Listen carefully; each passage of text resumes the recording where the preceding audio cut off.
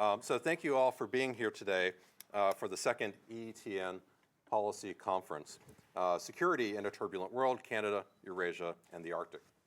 My name is Paul Good. I'm a Macmillan Chair in Russian Studies and professor at the Institute of European, Russian, and Eurasian Studies here at Carleton University. And I am very fortunate also to be one of EETN's co-leads, together with my colleagues in Euros, Professors Krina Vizhu-Milusevic and Jeff Sahadeo. EETN, or the Eastern European and Transatlantic Network, is a 3-year project that's supported.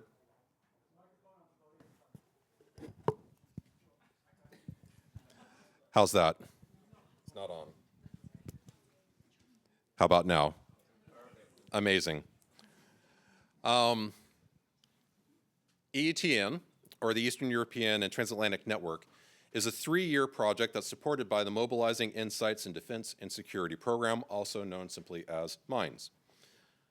This project began as a response to the security challenges spiraling out from Russia's war in Ukraine, beginning, of course, with the scale of destruction in Ukraine.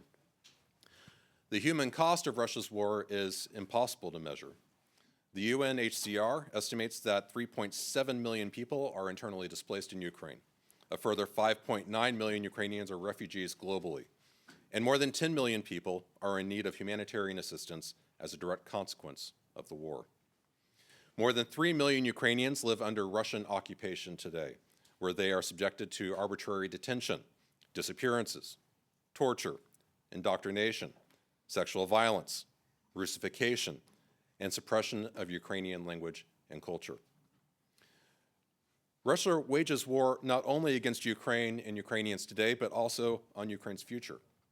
Nearly 20,000 Ukrainian children have been abducted to Russia and forcibly adopted into Russian families, a crime for which the International Criminal Court issued an arrest warrant for Vladimir Putin.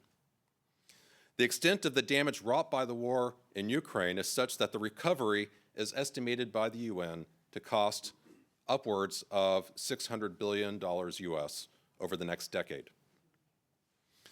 The costs of the war within Russia are extensive as well, a further measure of the extent to which the Kremlin is ready to sacrifice its own people for this war. Repression of domestic dissent has significantly escalated since 2022.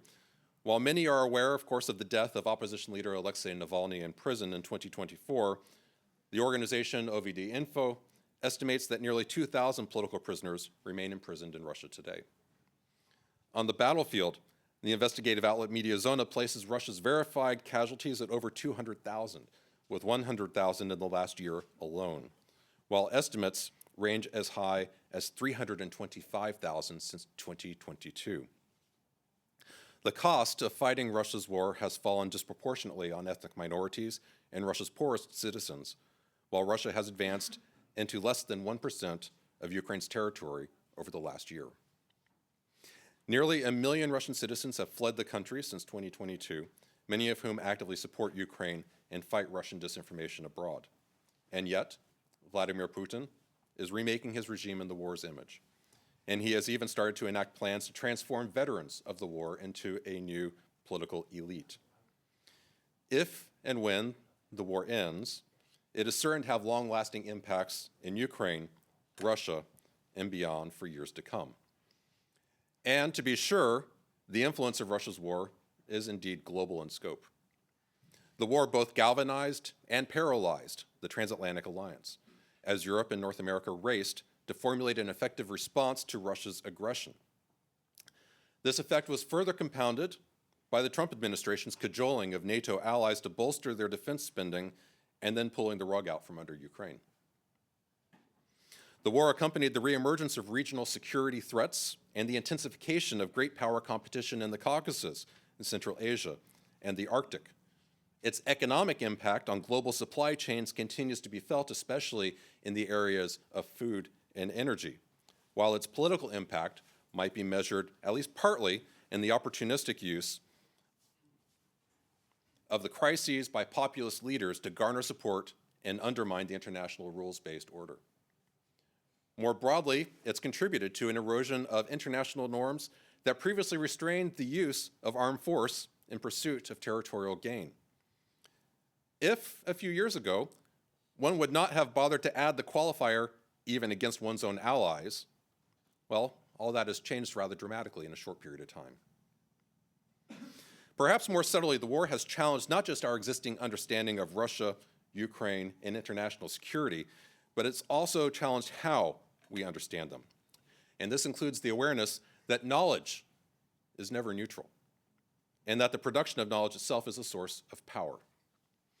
As many of our Ukrainian colleagues will attest, overcoming Russian tropes about Ukraine and Ukrainian history has been an uphill battle, perhaps most vividly illustrated in the now infamous confrontation between Ukraine's President Volodymyr Zelensky and US President Donald Trump in the Oval Office last year. If the war has demonstrated the dangers of neglecting knowledge of autocracies like Russia, it has also exposed the extent to which autocracies can successfully shape what the world knows about them. For audiences in the global South and in the West, Russia portrays its war in Ukraine as a defensive struggle against Western imperialism, even as it rejects the legitimacy of Ukraine as a separate state and nation. The war thus brings with it a growing awareness of the importance of decolonizing area knowledge and recentering on the perspectives of middle powers, including countries like Canada. Today, it is easy to forget that the war came closely on the heels of a global pandemic, meaning that we have spent the last half-decade in the midst of unsettled times that have disrupted the education of today's youth and limited their opportunities. The war has only compounded the need to ensure the training and promotion of a new generation of experts to help guide the security and policy communities through these increasingly turbulent times. It's also raised new demands to inform a general public that increasingly gets its news from YouTube, from TikTok, and the site formerly known as Twitter, to build resilience against the spread of disinformation, a challenge that continues to grow with the meteoric advancement of artificial intelligence into seemingly every nook and cranny of daily life with little in the way of guardrails or protections. Now, EETN aims to address these challenges through engaging with our partners around the world in a variety of initiatives and platforms, including online policy briefs and background papers, podcasts, weekly newsletters, workshops for emerging scholars last year in Tbilisi, this year in Riga, weekly newsletters, an international mentoring program, policy roundtables, and of course, the annual policy conference. Managing this undertaking would be impossible if we didn't have a wonderfully talented and dedicated team here at Carleton University. And I'd like to thank in particular our very capable project managers, Rachel Wallace and Olga Babina, as well as Declan DeBarp, and our graduate research assistants in no particular order, Kimberly Nesbitt, Malcolm Thompson, Trevor Peters, Vladimir Gorkov, Anna Robinson, Ilya Nikolic, and Tika Gagua. We owe a particular debt of gratitude to the Department of National Defense's Mines Program for its support of this project, as well as the Macdonald-Laurier Institute, who has partnered with us for this conference.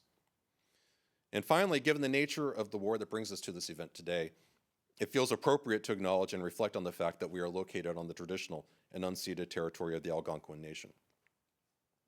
With our conference taking place against the backdrop of ongoing war in Ukraine, and now a widening war in the Middle East, that amplifies these challenges to transatlantic security and is starting to reach into Eurasia, EETN's mission feels even more pressing today.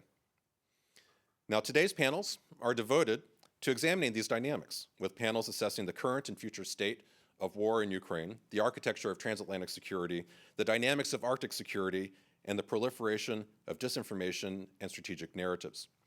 We have a jam-packed schedule. I promise we'll do our best to try to keep everybody sufficiently caffeinated. Most importantly, there is formidable expertise in the room. And I feel certain that you'll find today's panels and discussions both informative and illuminating. So thank you very much for joining us, and our first panel will begin shortly.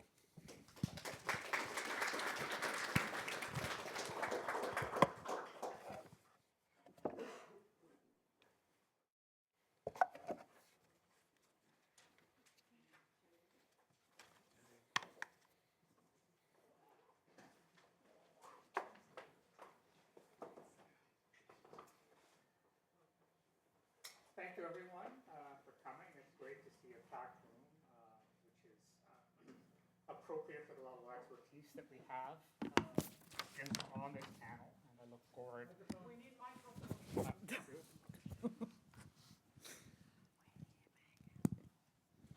Does that work? Okay.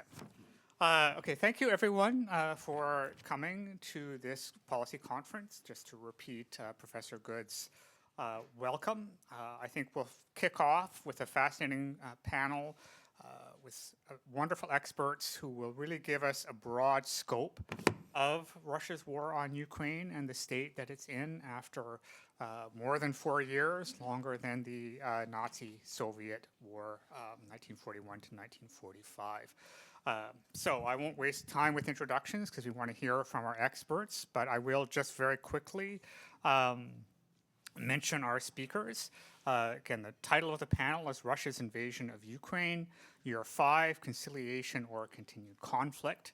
And our speakers are Dr. Olena Lenin from New Haven University, who will be presenting Why Ukraine Endures, Ukraine's National Resilience, and the Limits of Russia's Maximum Pressure Campaign. Olena is an adjunct professor of national security at the University of New Haven, where she teaches courses that include the Russia-Ukraine war. A native of Eastern Ukraine, she also serves as an election observer with the OSCE. She's a former Fulbright scholar and more recently a research scholar at the Kennan Institute, which I think has been revived, or yeah, so it's still maybe still existing. Anyway, we won't have time to talk about that. And then just very quickly, Erica Marat, an independent scholar who has previously directed the Homeland Defense Fellowship Program at CISA, and her research has focused on violence, mobilization, and security institutions in Eurasia, India, and Mexico. Her most recent book is A Politics of Police Reform, Society Against the State in Post-Soviet Countries, 2018 by Oxford University Press. She'll be presenting on Ukrainian resistance and transnational solidarity networks in Europe and Asia. And Brian D. Taylor from Syracuse University, so our neighbor just a little bit to the south, will present on Does Russia Want Peace?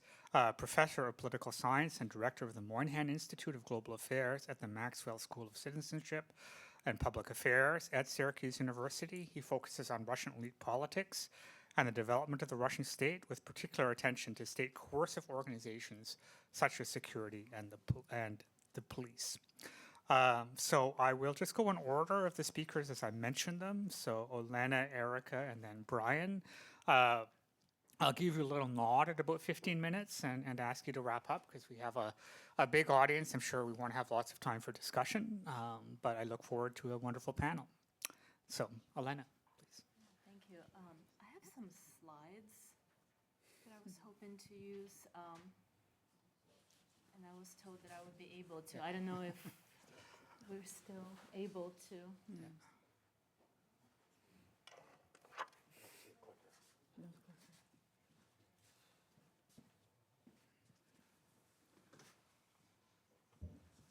Am I able to? Yes, we have a clicker. Thank you. Oh, so there is one up there. Yeah, I've prepared some bios of everybody for you. So we'll be doing this for 15 minutes. I emailed the presentation before this, so I was told that it was going to work. Yeah, so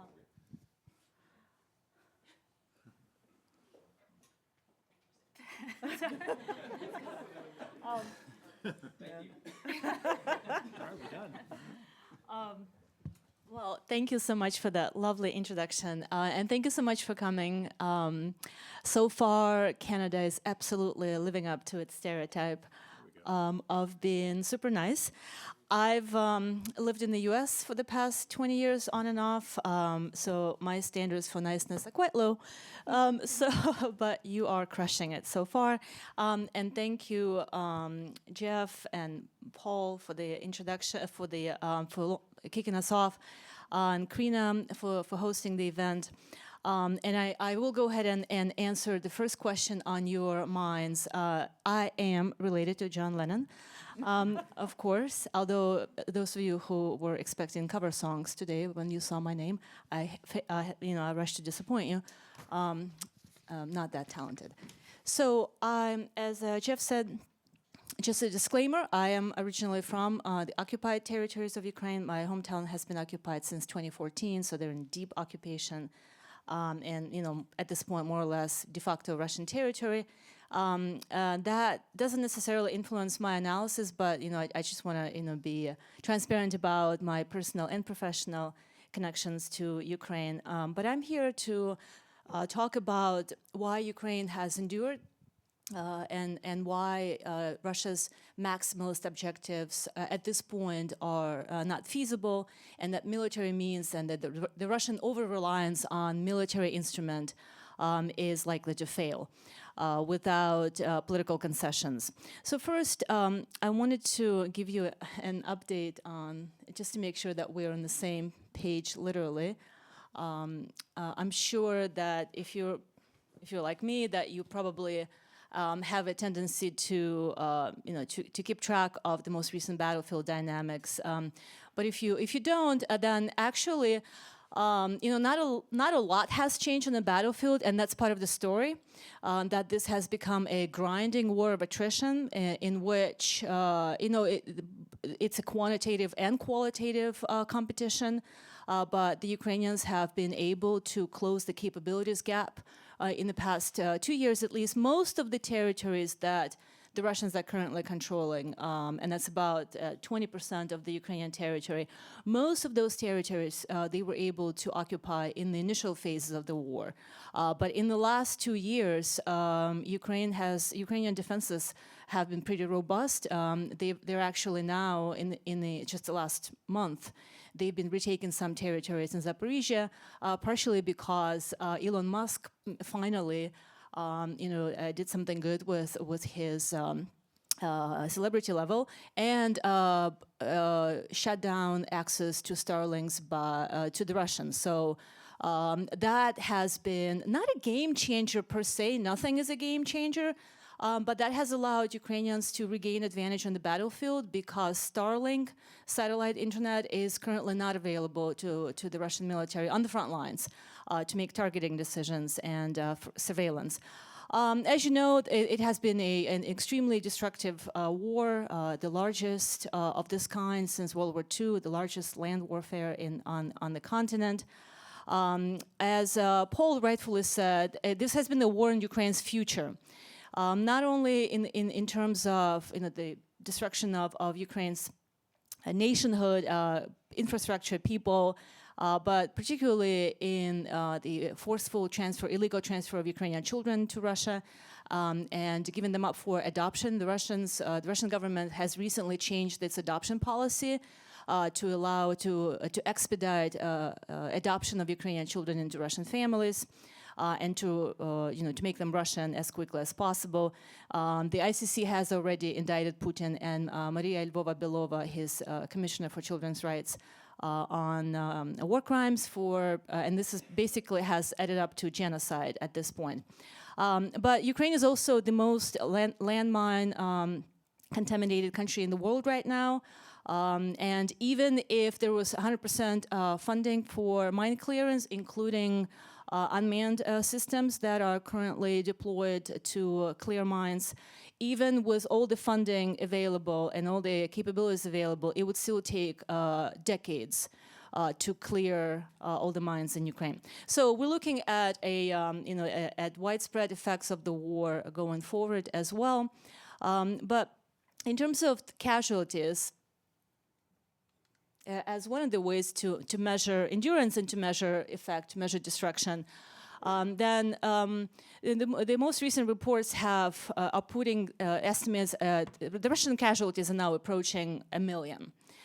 So the Russians have paid an enormous price for very little gain on the battlefield and almost no gain politically, because in many ways this war has already been a strategic defeat for Russia, as Russia has failed to subjugate Ukraine, but it has also lost its way, not in some parts of the world, but let's just say that the Russian popularity and the Russian ability to project power without resorting to military means has subsided significantly. So, and that's a strategic defeat in and of itself.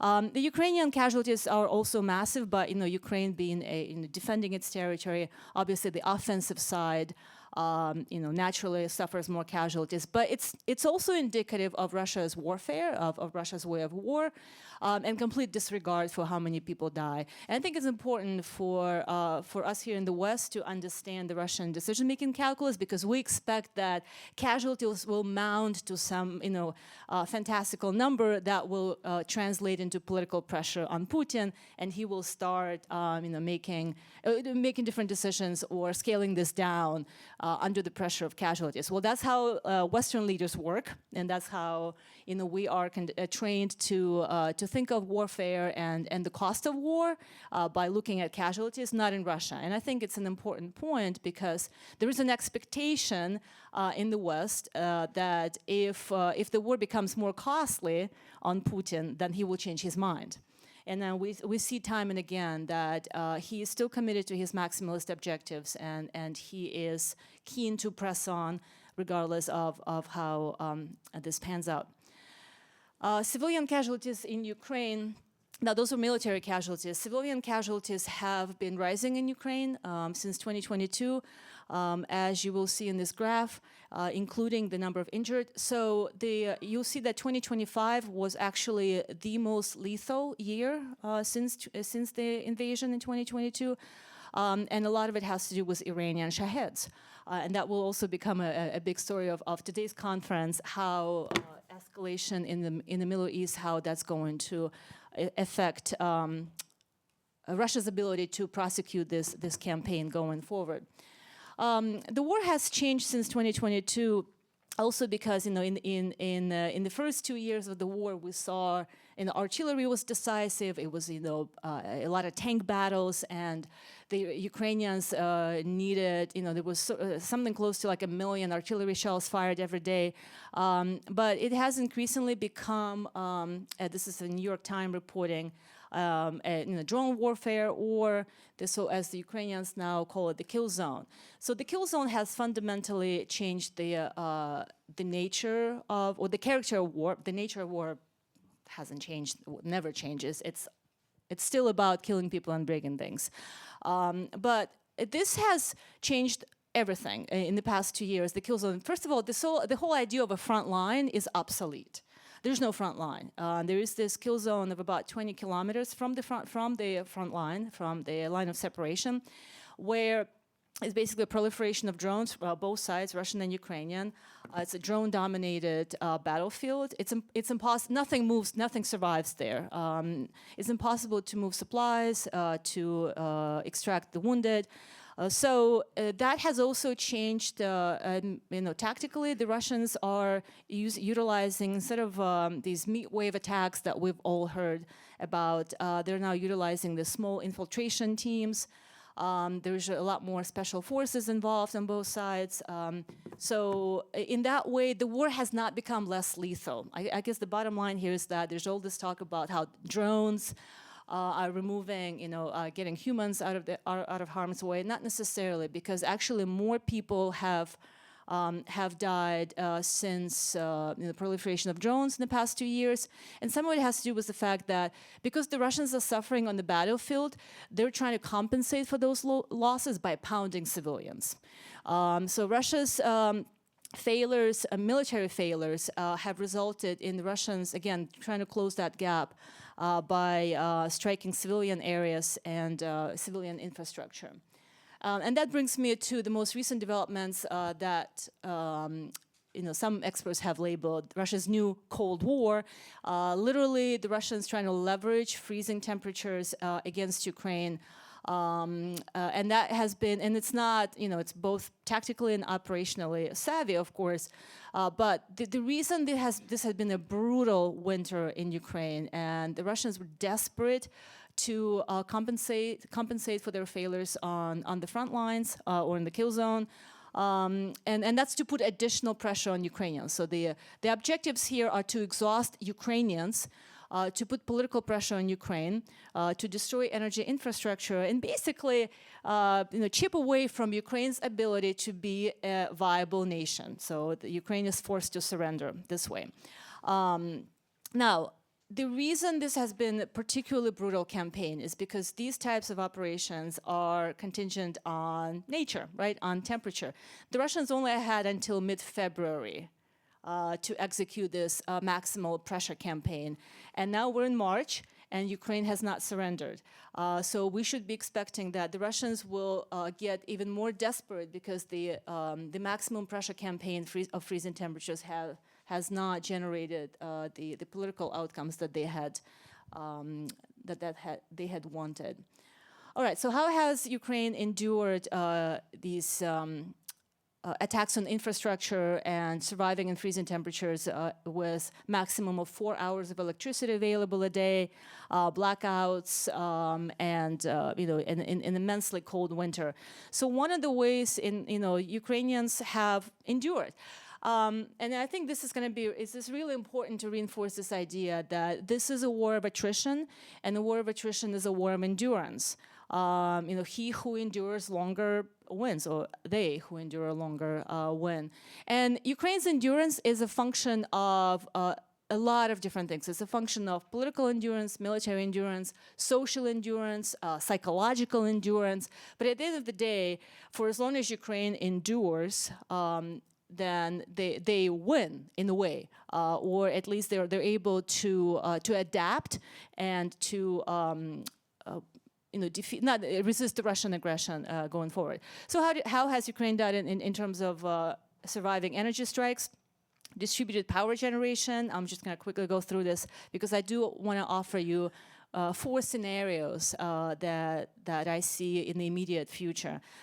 Air defense prioritization, was concentrating air defense around key power infrastructure. Now, those of you you've all seen the reports that now the Pentagon has reached out to Kyiv to ask for assistance with these low-cost anti-drone interceptors that Ukrainians have developed, because Iranian Shahed drones are now wreaking havoc all around the Middle East, not just in Ukraine.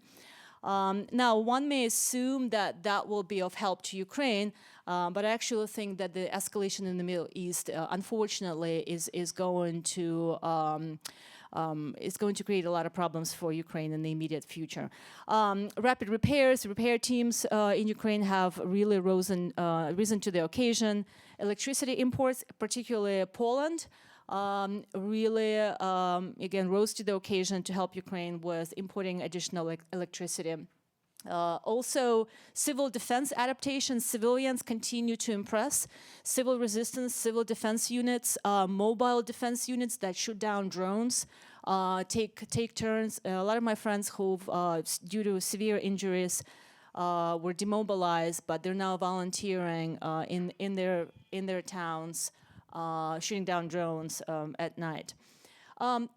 Just to give you a sense of where Ukrainian endurance stands now, despite this maximum pressure campaign, despite energy strikes, despite indiscriminate strikes on civilians, Ukrainians still report that they will endure the war for as long as necessary. You'll see the percentage of people, the blue line there indicates that the answer is yes, we will continue enduring. From 2022 to 2026, the numbers have declined, but not significantly. It's still the majority of Ukrainians. So the escalation in the Middle East, real quickly, I think ultimately, in the beginning, there was this understanding that now that Shahed drones, Iran needs all these drones to obviously to respond to American and Israeli attacks. But actually, down the road, we're seeing that Russia, stands to benefit from the escalation more so than Ukraine, because Ukraine, one of the key components of security assurances that are being negotiated right now, because nobody wants to put boots on the ground. No, not a single Western military wants to reinforce Ukrainians with their own uniformed personnel, but air defense has been so far one of the critical assistance packages to Ukraine, short of boots on the ground, and now air defense is significantly compromised because the Europeans, the Americans are holding on to every single missile given Iran's retaliation attacks. All All right, so Ukraine's defense tech has also evolved to the point where, Ukraine is now leading in the innovation and adaptation game. They've developed their own long-range capabilities that allow them to strike deep inside Russian territory and leverage these strikes. So Ukraine has a much stronger negotiating position. At the end of the day, what's happening right now, what's been happening for the past 4 years, it's not about who gets to control which town in eastern Ukraine or southern Ukraine. It's not a war for territorial gain necessarily. Both Russia and Ukraine are calibrating their negotiating position. So Ukraine is now has a stronger negotiating hand because they can leverage their own strikes against Russia and put political pressure on Russia. So scenarios, given the time limits here, I am gonna skip over scenarios because, and honestly, you're not losing much because they all have low plausibility. That there will be security assurances or territorial concessions. There's absolutely no political appetite for that. War of attrition will persist because both Russia and Ukraine, the two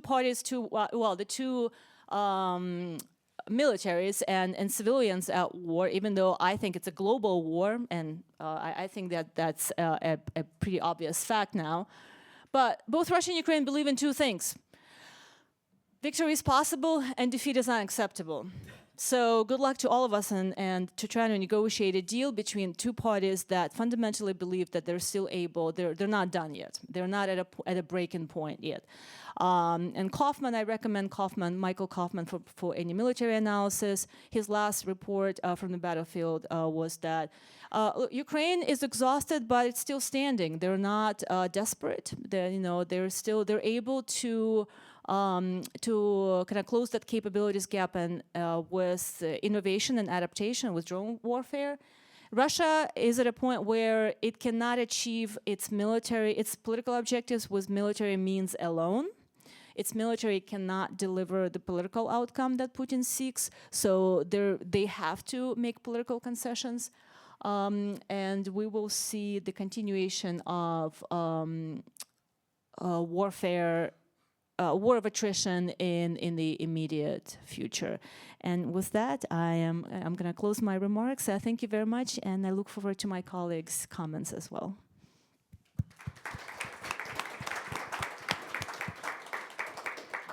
Thanks, Elena, for kicking us off with a very strong sense of where we are now.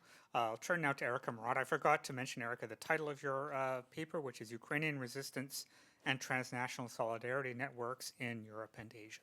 Thank you. You did mention it. And I'm wearing this hat not because of fashion choices. I went through chemo last year, but all is good, all is good. So it doesn't bother me. I hope it doesn't bother you. Elena, thank you so much. This is so amazing. And I want to build on what you said and say that Ukrainian resistance is not only influential in Ukraine, or decisive in Ukraine, but it also influences the processes around Ukraine, east of Ukraine and west of Ukraine. And it unleashed processes in Central Asia and the South Caucasus and in Europe that are really long-term and will be more visible once the war ends, and it eventually will end. And I want to focus on 3 different levels of where solidarity with Ukraine and opposition to Russia's way of war is especially manifested.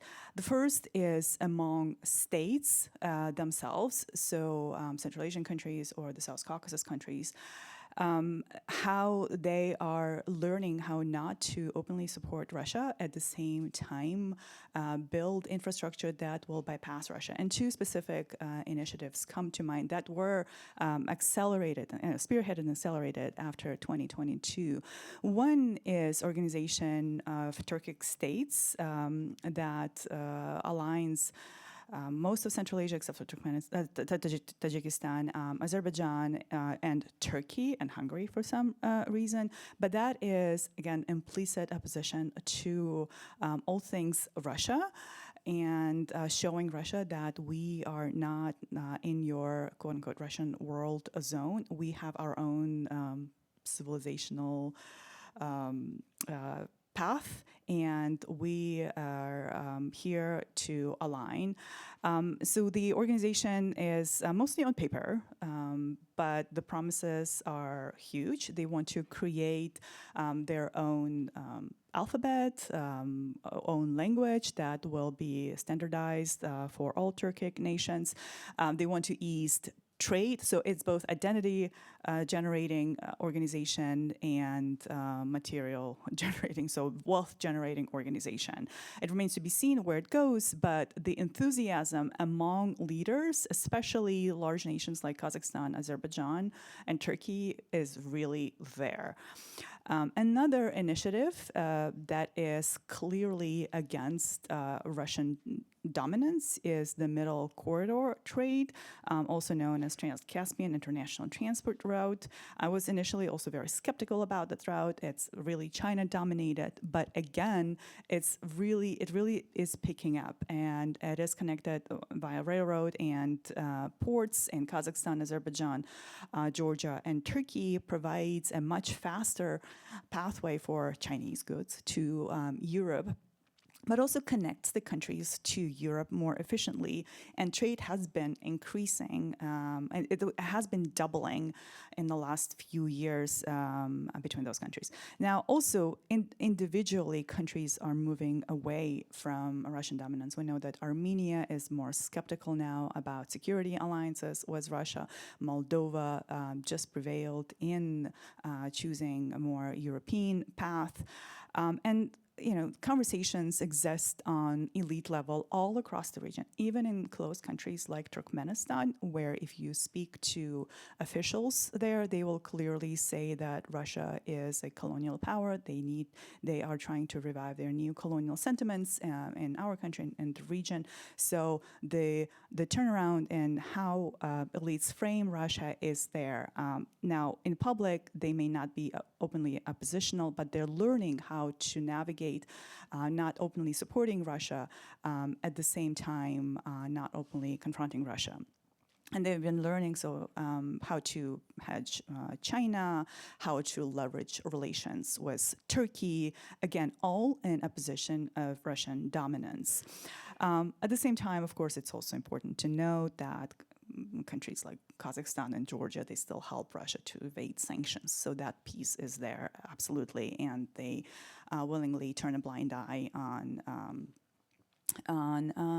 sanction busting by different firms on their territories. Now, that's on state level, and I think it's really significant to note that countries that are typically seen as pro-Russian, like for instance, even Kyrgyzstan or Armenia, are not as clear-cut Russia allies. It's a big shift for corrupt elites in those countries. Now, more significant processes are happening on the societal level, all across the regions that were formerly under Russian occupation. I'm talking about the Soviet regime. So what used to be previously disparate, alienated debates about reframing Soviet and Russian history in Central Asia on the other South Caucasus before 2022 are now mainstream, meaning that knowledge generated in those regions is in direct opposition to dominant Western and Russian narratives about the modernizing, benevolent role Russia played during the Soviet colonialism. So now it's no longer debated that both Soviet and Tsarist regimes were colonial, but it is more about reflecting how do we see our own history, how do we reframe what Soviet history meant for us, where did we forget, what are the blind spots, how do we read the same archives that Western scholars read, but in a different way, whose voices were never heard. So these conversations are now mainstream. It's no longer debated that Russia was a colonial power. Those conversations happen, and what's really fascinating to see is that there are transnational networks of scholars and activists who are talking to each other. One of the examples is Ruta conference in in Ukraine that convenes scholars from all across different regions surrounding Ukraine. And the baseline there is no longer debating Russian imperialism. The baseline there is where do we see our own knowledge production? Who are we basically outside of previously hegemonic Western and Russian frameworks? And this is really significant because this is what this process reminds me. So finally, 3 decades after the disintegration of the Soviet regime, this reminds me of what happened in South Asia and African countries in the 1980s, of how the locus of knowledge production shifted from the West to the very places that were previously studied or occupied. And the conversations will never be the same again. And the dominant discourse is becoming increasingly irrelevant in obviously in Ukraine, but also in the South Caucasus or Central Asia. So now this brings me to my third point of what kind of processes were unleashed by resistance in Ukraine and in relation to Ukraine, is the rise of conversations and activism about how do we reimagine Russia as a territory, and especially among non-ethnic Russians, so nations like Tuvans, Bashkir, Buryats, Sakha, Tatars, and Chechens, who are currently in exile, who a lot of them fled. So the activists fled in 2022, but previously before that, there were already pockets of diaspora in the West, in Mongolia, and so in the West meaning in Europe, United States, and Australia. But the significant shift that happened is now they're all talking to each other, and they're all realizing how inside Russia they were never really able to talk to each other, to connect in a discussion. And they are also shifting this, again, Western-driven narrative that there is a unified Russian identity, and whatever opposition to Moscow-driven identity that takes place inside Russia or even outside Russia is elite-driven and it's resource-based. That somehow those smaller nations, they want to renegotiate how they use their resources to leverage all the benefits of being within Russia. And the conversation has shifted significantly to cultural rights and environmental protection. How Buryats and Bashkirs and Sakha are not talking about necessarily, the resources or even corruption. So the mainstream Russian opposition corruption agenda does not really resonate with them as much. They're talking about cultural erasure, linguistic erasure, how they want to learn their own history from their own perspective, and how extractionism that has been Russia's way of occupying those territories is no longer sustainable, that the nations need to protect their own resources. These discussions are significant because very often they happen in coordination with Central Asian activists, because there are so many cultural similarities between Asians of Russia and Asians of Central Asia. And the discussions have turned into, it's not only post-war Russia for us, but what is post-Russia for us?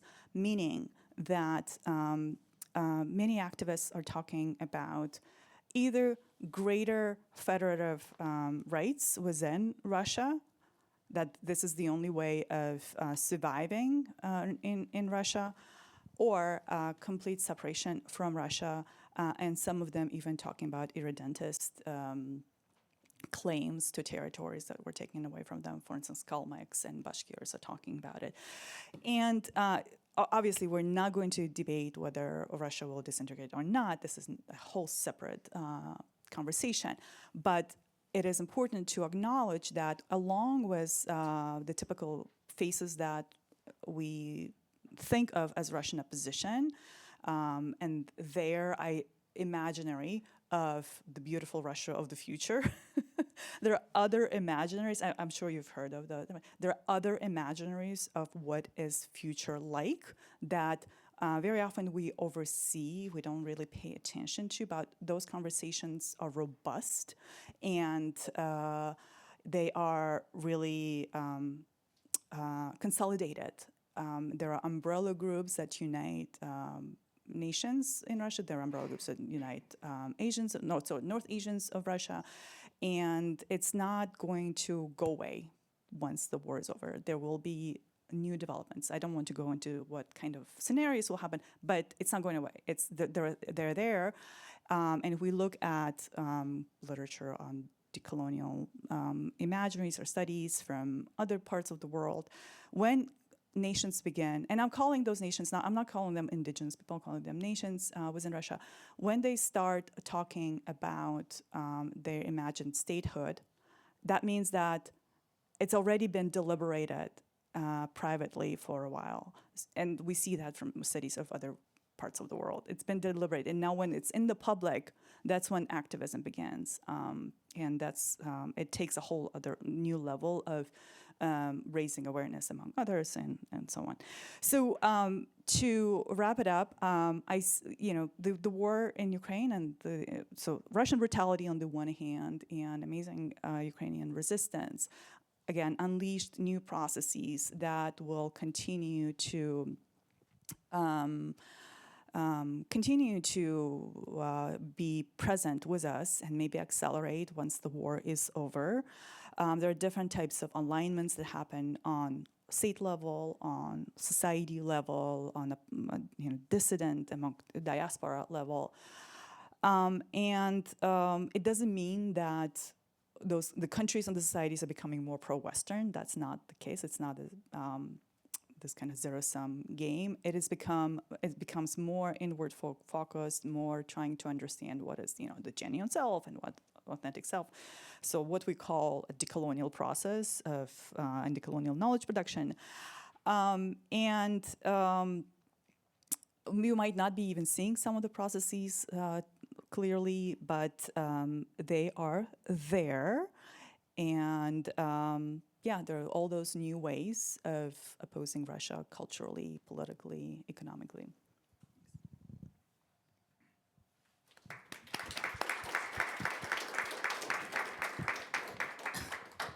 Thanks, Erica. It was a very nice bridge as you started by taking up this call for a global war from Olena and then ended up talking about Russia, which leads us right into Brian's presentation about if Russia wants peace, or does Russia want peace?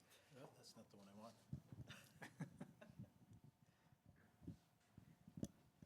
Sorry, I also have slides, hopefully. I assumed they were going to be right after Elena's, but.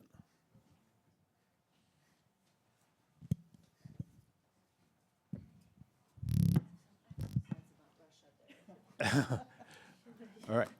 I'm not seeing a lot of activity in the back, so I assume I'm going to fly without a parachute here, but that's okay. Thanks to the organizers for the invitation.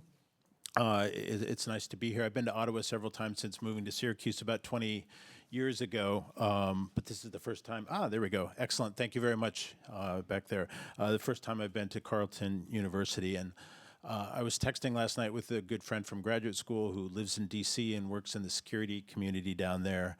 And I told him I was in Ottawa, and he said, "Enjoy a liberal republic while you have it." So I'm happy to be here.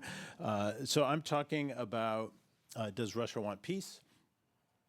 I think we could probably really stop here, and Elena covered some of this, but I should probably go on for a little bit at least. But that's the bottom line, if you're wondering what the key takeaway is supposed to be.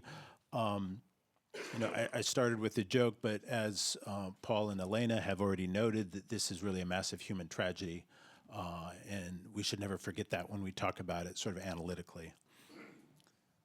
All right, so does Putin want peace? U.S. President Donald Trump has maintained really for quite some time that he does. I think he wants to make a deal. I think he wants to make a deal for me, he said. And then just last month, Russia wants to make a deal, and Zelensky is going to have to get moving. Otherwise, he's going to miss a great opportunity. And that's true that Putin wants to make a deal only in the limited way that Clausewitz talked about in On War. The aggressor is always peace-loving. He would prefer to take over our country unopposed. And that's the kind of deal that Putin is looking for. Putin's position really throughout, since the full-scale invasion 2022, is that the only settlement can involve dealing with what the Russians like to refer to as the root causes of the conflict. So a year ago, when President Trump was pushing for a ceasefire, that was his initial sort of solution. You know, his 24-hour solution to end the war was both sides would stop fighting. Putin said, we agree with the proposals for a ceasefire, but there are some nuances that we need to discuss. And the whole key point was the long list of nuances that need to be discussed. He went on to say any deal should lead to long-term peace and eliminate the original causes of the crisis. Okay, so what does he see as those root causes? It's been pretty clear, really, throughout his political career, even going back to the 1990s. There's evidence about this, but certainly starting in the early 2000s, after he became president in 2000, that one of his priorities in the foreign policy sphere is Russian political control over Ukraine. He said to some of his aides, this is reported by Russian investigative journalists early on, that he was taking control of the Ukraine issue sort of inside the administration because otherwise Russia might, quote unquote, lose Ukraine. He famously told U.S. President George W. Bush in Bucharest, Romania in 2008, you understand, George, Ukraine, it's not really a state. What is Ukraine? Part of its territory is Eastern Europe, and a significant part was gifted by us. The actual transcripts of this conversation are now available through the U.S. National Security Archive, a private organization part of George Washington University. Many of you are probably familiar with the essay that Putin spent his first year in lockdown writing, an odd choice for a president to go into the archives and start reading history, but this kind of shows how obsessed he was with this issue. So he wrote this very long article on the historical unity of Russians and Ukrainians, and the key takeaway was the sentence that's on the slide: true sovereignty of Ukraine is possible only in partnership with Russia. And the Russian political analyst, she lives in exile in France, remarked 2 years ago now, at no point during the war has Putin abandoned his paramount aspiration to change Ukraine politically, ensuring that it becomes neutral and quote unquote friendly. And I think that's still true. So the bottom line is the goal has always been Russian political control over Ukraine. He actually laid out in a speech at the Russian Ministry of Foreign Affairs in June 2024 a more elaborate version of what he was seeking in terms of a possible settlement to the war.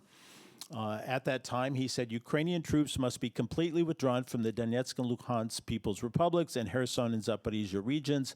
Let me note that they must be withdrawn from the entire territory of these regions. And Russia in 2022 actually incorporated those regions into the Russian constitution. He went on to say Ukraine should adopt a neutral, non-aligned status, be nuclear-free, and undergo demilitarization and denazification. Those were terms, of course, that he used when launching the war in February 2022 as well. Now, the negotiations have kind of moved on. You might think that these are no longer his positions, but as recently as December 2025, in his annual press conference call-in circus, I guess I will call it, he referenced this as the starting point for the Russian negotiating position, and the foreign minister, Sergei Lavrov, also frequently mentions it as the starting point for their position.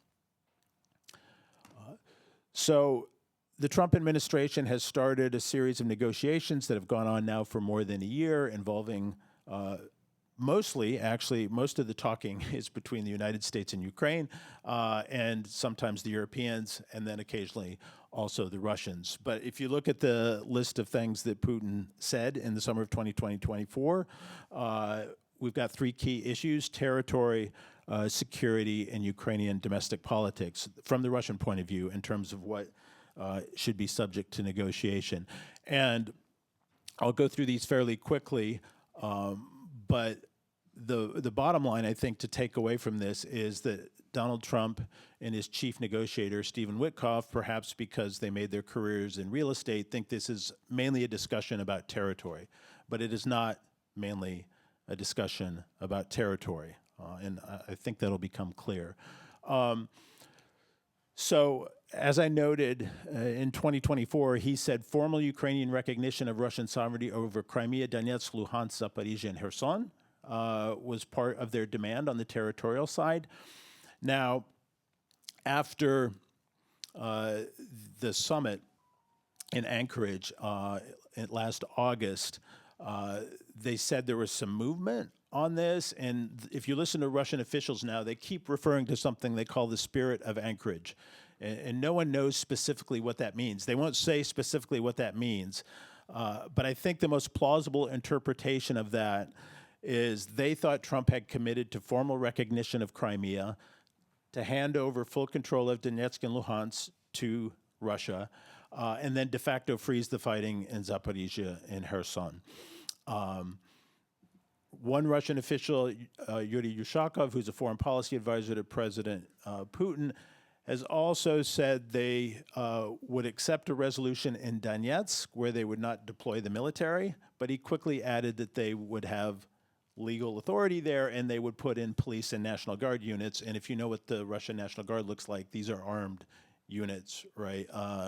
They're quasi-military, paramilitary type organizations. If you compare to the Ukrainian side, which I'm not going to talk about, but you can see that there's a very big difference in the positions there. Ukraine says we can't change our borders without a referendum. Zelensky says if we pull back in Donetsk, the Russians also have to pull back. And there's pretty big difference between the two sides, even on the territorial issue, which is the issue that they've made the most progress on. I would note just parenthetically that although Russia has fairly large territorial demands towards Ukraine, Ukraine has no territorial demands towards Russia as part of the negotiating process. All right, what about the security issue? Russia says they want a neutral and non-nuclear Ukraine. They want an explicit formal statement from NATO that Ukraine cannot join NATO, and they want no NATO member troops in Ukraine after a possible ceasefire. This sometimes goes as far to suggesting that NATO should have to amend the NATO Charter, because if you've read the NATO Charter, Article 10 says any European state is free to join at the invitation of the alliance with the unanimous decision of the alliance. So to give Russia what it wants on the security side, NATO would have to revise its charter, which I think is a fairly unlikely outcome of the negotiations. They've talked about severe limits on the size of Ukrainian military. This is what they mean when they talk about demilitarization. Early on in the spring of 2022, they were talking about limits of 100,000 troops, as well as limits on types of equipment and ranges of missiles. If you look at this is maybe inside baseball, but there was a 28-point peace plan that Witkoff and Kirill Dmitriev, who's this Russian businessman who's been doing some of the negotiating, it looked like Russia was open to a limit of 400,000 on the size of the Ukrainian military. But we have no evidence that Putin was behind this number. But this was the number that Dmitriev was talking about. If you look at the Ukrainian side, obviously their position is rather different from the Russian side. In terms of limits on troops, they're talking about 800,000, which of course is twice as large and close to the size of the current Ukrainian military. One of the key sticking points is that Ukraine wants, in exchange for any territorial concessions, which they would consider temporary, that there be the deployment of NATO member troops to guarantee any peace deal or ceasefire. In some European countries, they're talking about it as a coalition of the willing, have agreed to do that. At least hypothetically. The Russians have never agreed to this, right? In fact, the Russians have quite explicitly said that part of a settlement will be there are no NATO troops on Ukrainian territory. And in fact, if you look at what Russia wants in terms of the way of enforcing the ceasefire, they basically want Russia to be one of the responsible parties with a veto over any security arrangements in post-war Ukraine, which is the same position that they had with the Bucharest Agreement in 1994, where they were one of the co-guarantors of Ukrainian territorial sovereignty, which obviously they violated. So they're very far apart on this security issue as well. And again, I'm going to note just parenthetically that Ukraine is not seeking any limits on the size of Russia's military or where Russia deploys its military or what military relationships they have with third countries. All right. And then finally, the domestic politics issue. And I think this is important to recognize that although it hasn't featured in the press commentary on the negotiations at all, the Russians have not walked back from any of their claims that they have towards some control over Ukrainian domestic politics. All of this goes under this generic word of denazification, right? But they want changes in Russian language laws, or Ukrainian language laws, Ukrainian historical memory laws, the status of the Russian Orthodox Church in Ukraine. All of this is on the table from the point of view of the Russians. They want new elections. They consider Zelensky an illegitimate president. And there was an article last month from one Russian analyst saying Russia's unspoken condition for ending the war is Zelensky's resignation. I think that's fairly clear from the way President Putin has talked about President Zelensky throughout the war.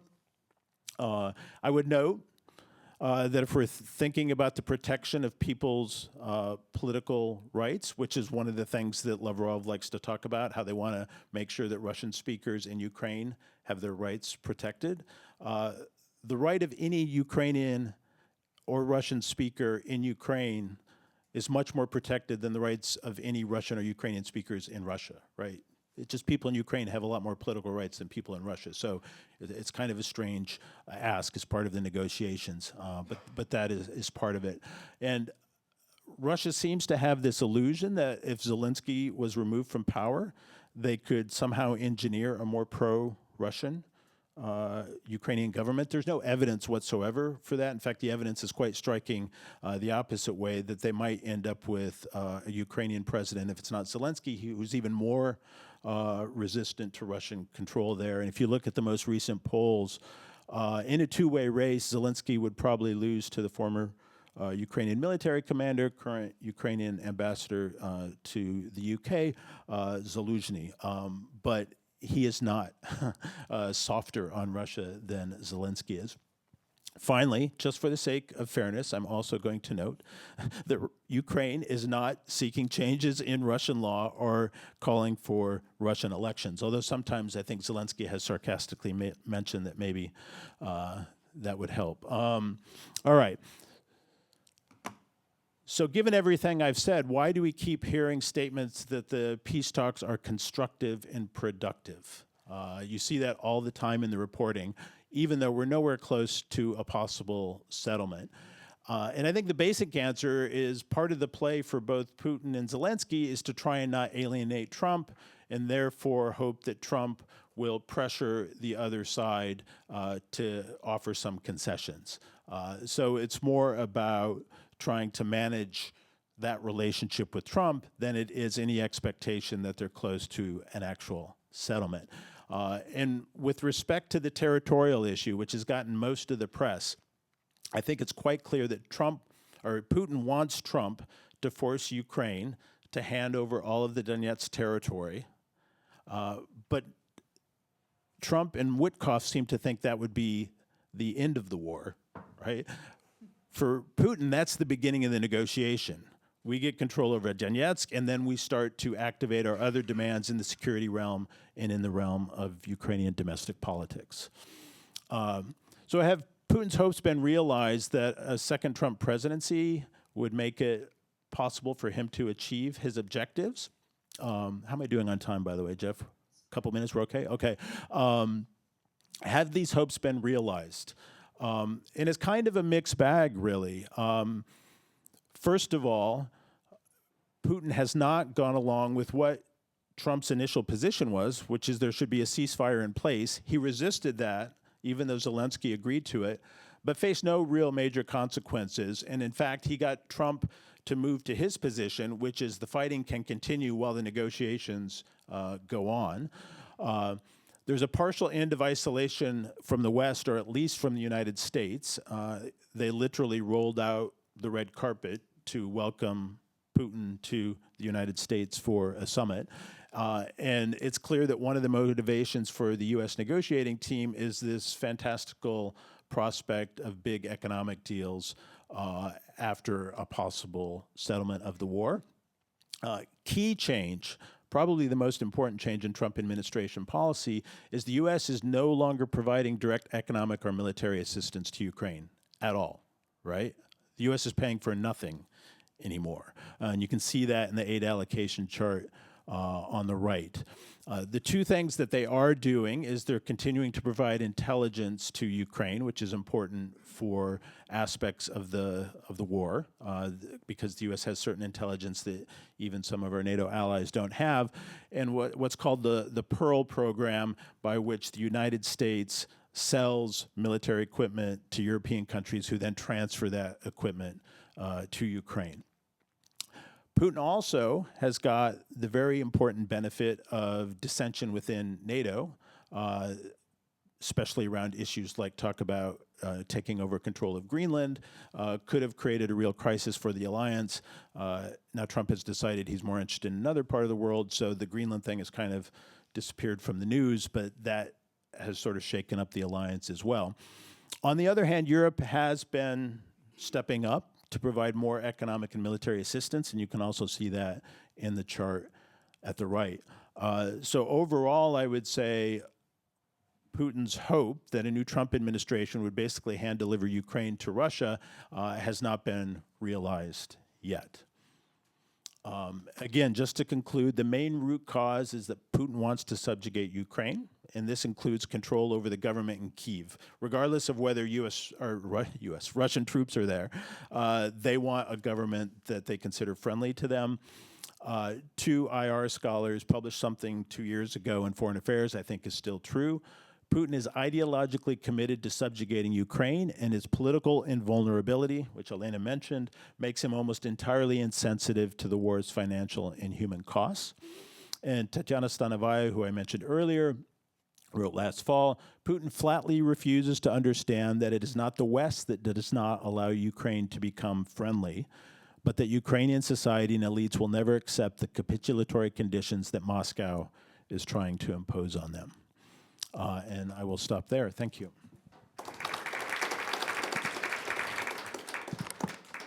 Great, thanks. We covered a broad swath of the conflict in a little under an hour, so we've got about half an hour for questions. Any last words from our panelists before we wrap up? Well, thank you, everyone, for your questions, and thank you to our panelists again.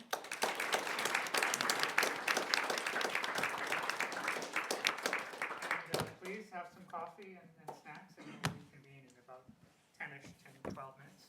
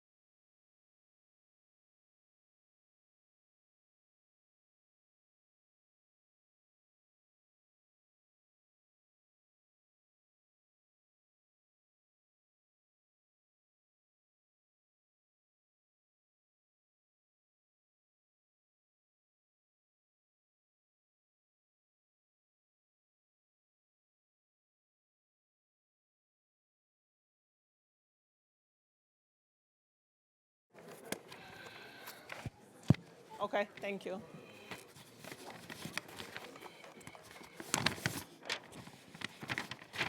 I'm trying to find out.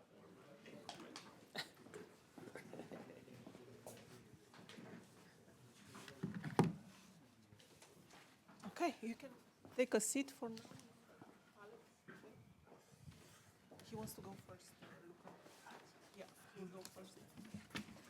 Okay, thank you for coming to the second panel, which I think it's a very good continuation of the first. Many of the questions that were raised during the first panel, you really address some of the topics that our experts now will talk about. So in my mind, I was like, oh, hold these questions, they are coming. As you can see, the second panel is titled Transatlantic Security Architecture, NATO, European Defense Initiatives, and Canada's Role. And of course, we have with us three experts that will explore the evolving relationship between NATO and the European defense initiatives in this new geopolitical environment. And I'm assuming their presentations are focused mainly post-2022 with the Russian invasion of Ukraine, but also in the current conditions with the second presidency, Trump presidency in the US, and the changes that this mean for the transatlantic security and transatlantic security cooperation. So without taking much of your time, I will introduce the speakers in the order of speaking. We'll start with Dr. Alex Moens, who is a professor of political science at Simon Fraser University, where he taught since 1989. And most of us, you might know Alex, as he's the founder and director of the NATO Field School. Started in about 2017. Certainly very known among our students. And he's a leading scholar of transatlantic relations and security studies, and his research focuses on NATO, European security and defense, Canadian foreign and defense policy, as well as Canada and the US relations. Alex will be followed by Dr. Chantal Lavallee, who is an associate professor at the Royal Military College Saint-Jean since 2019. And currently, she's a visiting scholar here at Carleton University and Department of Political Science. She's enjoying her sabbatical in wonderful Ottawa.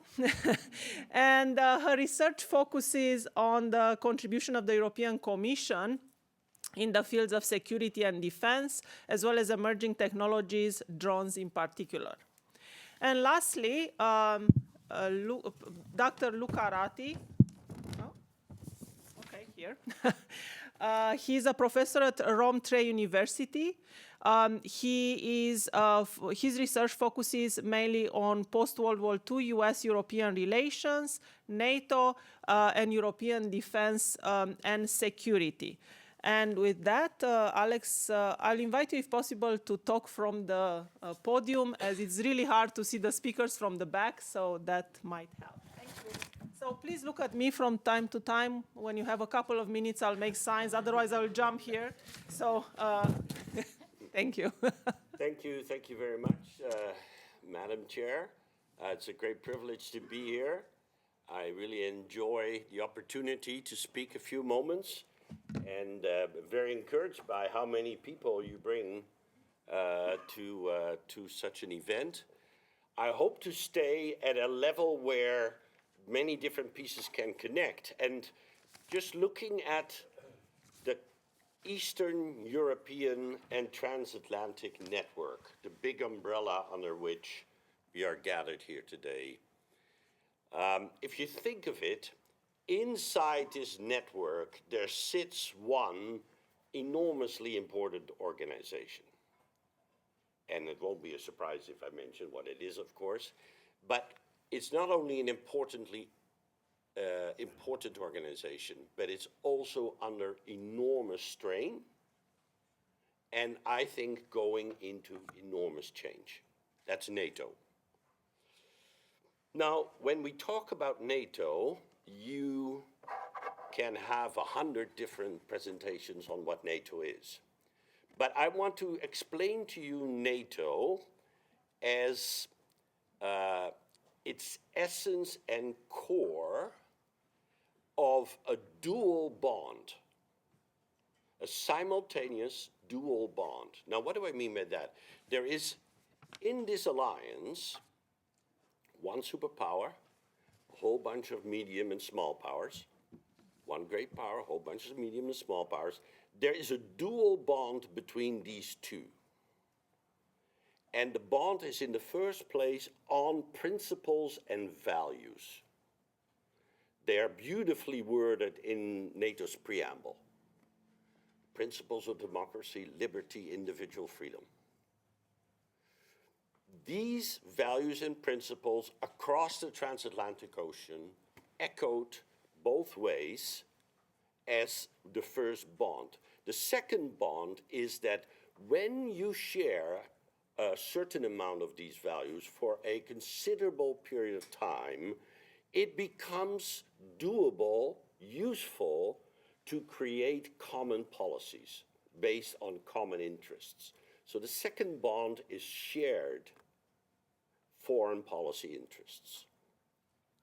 So NATO essentially since 1949 has existed as this place, this entity, this function where these two come together and produce common positions and common actions again and again and again and again.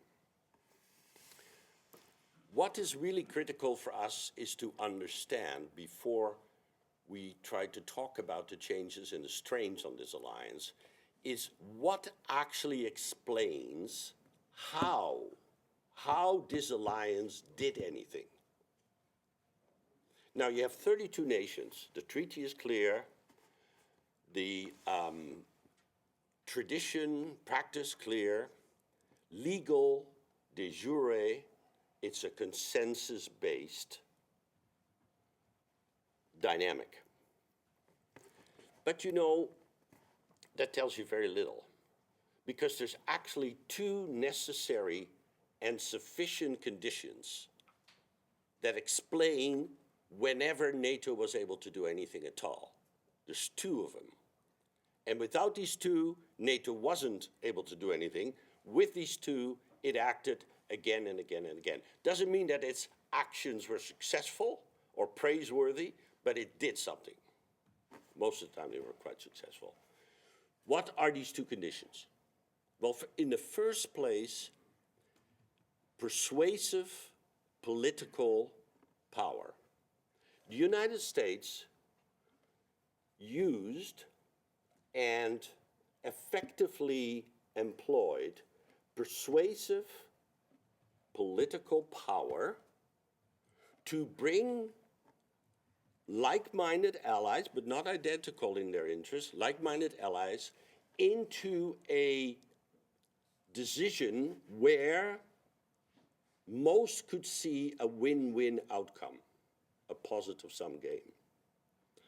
The word persuasive political power, I borrow it from an American political scientist called Richard Neustadt, who wrote about this in the 1950s and 1960s. And the idea is that you explain to actors you need in order to make decisions why what you want is also in their interest, and how you can find compromises and how you can find coalitions whereby everyone finds a significant piece of their interest based on common values fulfilled.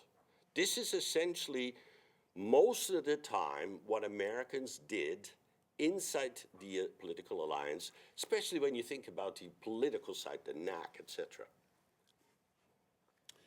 The second piece of NATO's, the second one of NATO's essential conditions was that the Americans, since the Korean War in 1950, the Americans began to prepare and lead military readiness, military capacity and military capability.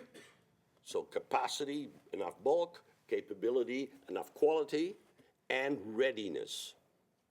So that when this political persuasion led to a grand coalition of the willing, including many allies who didn't want to break consensus, but were maybe so enthusiastic but went along, when that came about, you could act. Now remember, the United Nations never had anything like it. It could never act. It had never has had military readiness or even a serious attempt to build it that led to any sort of success.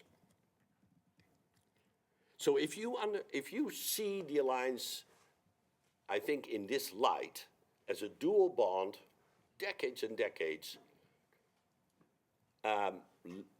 made possible because of two critical conditions, then you understand the logic of if you have a dark, low-hanging, thick cloud, you have enough for it to rain. And the American political persuasive and the military side is that dark, thick cloud. It's enough to bring about rain. And allies could join for values and interests on the decision, and allies would join in through command and control responsibilities, through capabilities, through capacities, plug and play, and it became an alliance working together. All of this was in its most recent iteration put together quite successfully under the Biden administration and what we now call the DDA, the Deterrence and Defense of the Euro-Atlantic area. The alliance current military strategy, the DDA, is more than just coalitions of the willing. It goes back to a lot of pre-agreed arrangements and capabilities and commitments by every ally to be there, to have that much there, to have this much going here, all working in the integrated military structure, which is possible because the persuasive political power brought allies along into saying their interest is our interest.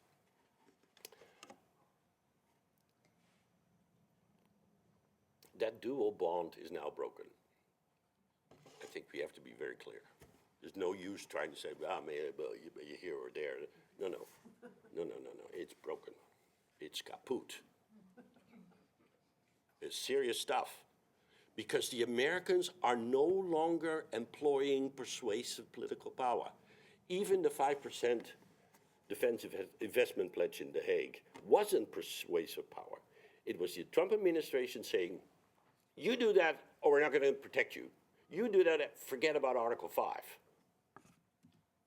You know, it was a diktat. That's not how the alliance operated from beginning to end. There were moments, you know, when George W. Bush maybe got a bit forceful on the Iraq war. Well, France and Germany made sure that the alliance was not involved, and Canada, by the way. Those are issues, problems. This is much bigger than issues and problems. We don't have an issue in NATO today. I've studied every issue in NATO since 1952 Budapest defense promises. And there's been many. Come and go. How many times has the end of the alliance been announced? Oh, you can find a room full of literature. This is different. Because this is based on the two conditions that made the alliance possible from the American side. You take them away, the bond is broken. Interestingly enough, kaput is not exactly the same as finito. There always remains a spark of hope. The American people is not the same thing as the American administration.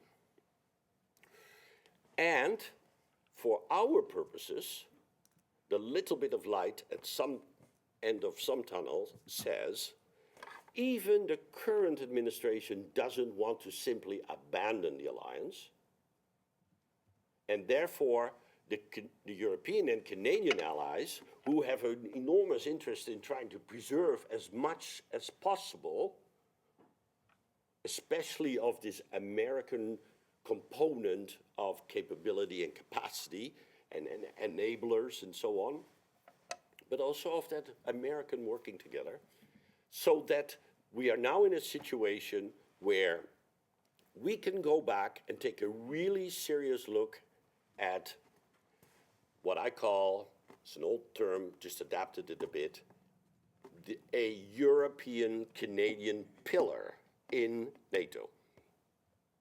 I think now is the time. I'm trying to write an article on this.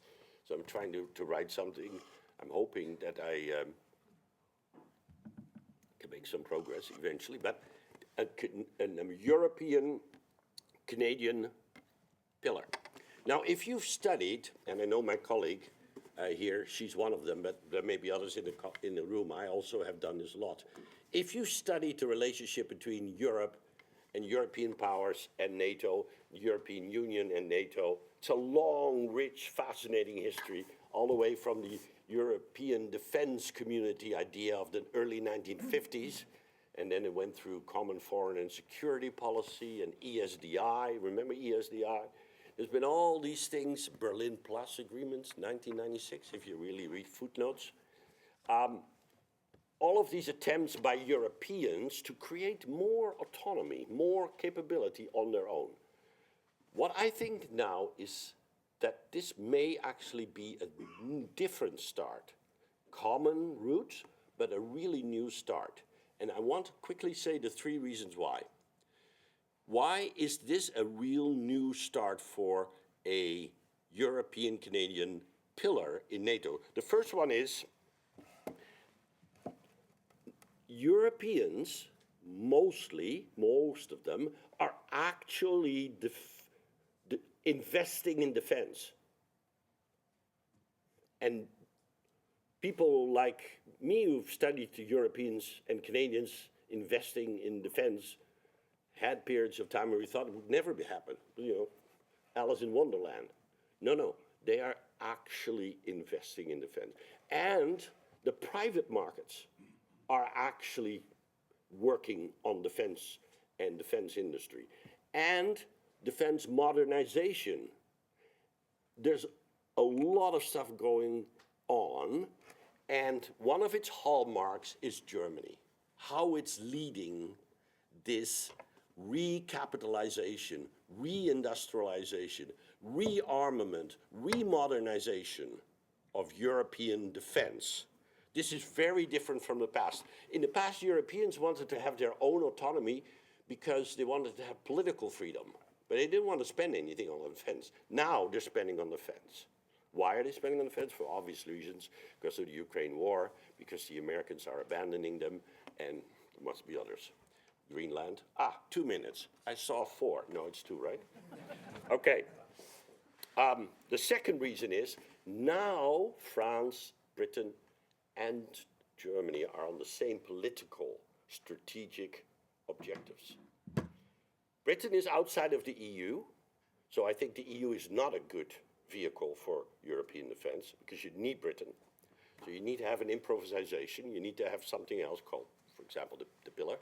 But most importantly, in the past, France always was very skeptical about European autonomy because they figured the Europeans will choose the Americans anyways. The Brits were even more skeptical because they did choose the Americans anyways. And the Germans were trying to be the good guy in the middle. Well, they're all now realizing they must create an independent path. And hence, for example, the French beginnings of nuclear sharing arrangements. And now, the third one, Canada and Europe. Canada and Europe are in a renaissance. They have found each other again. There was a time 20, 30 years ago where I thought I was the only one left in Canada who believed in NATO. NATO? Really? My students had no idea what possessed me. But actually, if you think of it now, the high north, the Nordic, North Atlantic, Canada is an important piece of what the Europeans now need to do themselves. And for Canada, our strongest, closest, immediate allies are our European friends. Also Indo-Pacific, but the Europeans first of all. if we ever have a situation like the Greenland had a few months ago, we need about 5,000 Europeans to come fly in, sit around border places, and say, we're on a training mission. So the reality of the two needing each other is enormous. And the Canadians may be among the slowest in the class, but the Canadians are actually also coming along under a very capable Prime Minister. And here I'm going to conclude. It's funny because I'm concluding my talk by what I really am talking about. And that is rearmament, great. How do you make any decisions in this European-Canadian pillar of NATO? Has anybody thought about that? You think you're going to have 31 nations finding consensus? That's a pipe dream. The Americans were an unofficial, benevolent political executive function. And unless we recreate another one, or we create a new one, a political executive function, we're not going to have leadership in this alliance. And if you don't have leadership, you cannot have unified military command, and then you have nothing. So the challenges are not just build arms, the challenge is figure out how to make decisions under a political executive so that you can have a unified command structure with ready military capacity. Thank you very much.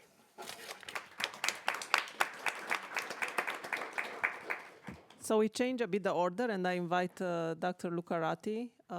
Yes, please. And the title of his presentation is NATO and European Security in an Age of Rebalancing.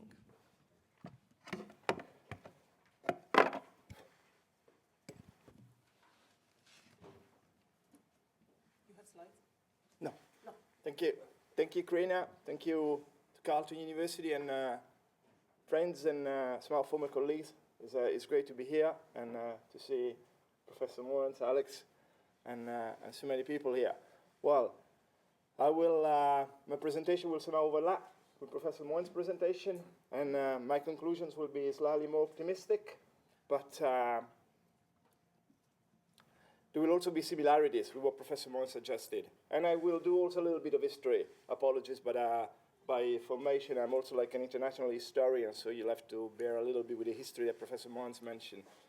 And I'll initially focus on briefly on the Cold War period, then I'll look at the post-Cold War period, and then I'll look at the current challenges and provide maybe a brief outlook for the future. Now, one consideration, as Alex already mentioned, in the Alliance 77-year history, it has been rather common for scholars and decision makers to cry the wolf over NATO's imminent death. This is certainly not the first time. Actually, almost each decade, if we exclude maybe the 1940s and the 1980s, when the Cold War was coming to an end on NATO's life, there had been predictions of an imminent crisis. At least 3 times during the Cold War. Already in the 1950s, Hans Morgenthau, which I'm sure you must all be familiar with, remarking in the late 1950s that the harmony of interest underlying the alliance strength was threatened by, and I'm quoting now, irreconcilable divergences of interest and policies between the United States and its West European allies. And he concluded that either NATO was transformed into a true federation capable of resolving disputes among its members, or it would be turned into, quoting again, a burden grudgingly borne by its member states. Again, in the early 60s, Morgenthau spoke about the obsolescence of the Western Alliance unless the United States was able to restore its vitality through creative statesmanship. Then came the 60s, the turbulent, divisive years of shaped by General de Gaulle, shaped by West Germany's Ostpolitik, and shaped by the European refusal to deploy troops and support the American effort in Vietnam. Well, the United States was very tough with the European allies, and at some point, Secretary of State Dean Rusk, this is Johnson administration, not Trump administration, threatened the Europeans that they should not expect any American assistance in the future. At some point, he even stated that the United Kingdom should be somehow punished for its attitude, and if the Russians had invaded Sussex, not Ukraine, the United States would not do a damn thing about it. Then came the 70s, when the Nixon administration played hardball with the European allies as it faced in Congress the impending success of the Mansfield Amendment. Mike Mansfield was the Democratic majority leader from Montana, and he repeatedly called for a reduction in American forces in Europe by a half. if these amendments had been implemented, it would have led to a withdrawal of roughly 150,000 American soldiers from Europe, causing serious damage to NATO and raising fears, certainly of Europe's Vietnamization. Let's not forget, in 1973, Henry Kissinger proposed a new Atlantic Charter in light of the divisive effect that the Yom Kippur War had on relations between the United States and its European partners. Now, let's move to the post-Cold War period. Also, after the Cold War, similar predictions were made, at least 3 times, during the 1990s, in the 2000s, and in the 2010s. In the early 1990s, Kenneth Waltz, another key scholar of realism, claimed that maybe NATO's days were not numbered, but certainly the years of the alliance were. Again, in the early 1990s, French President François Mitterrand stressed that maybe the hour of Europe, not the hour of the United States, had arrived. And in 1993, Richard Lugar, again a Republican US senator, clarified that either NATO was ready to go out of area or it would soon go out of business.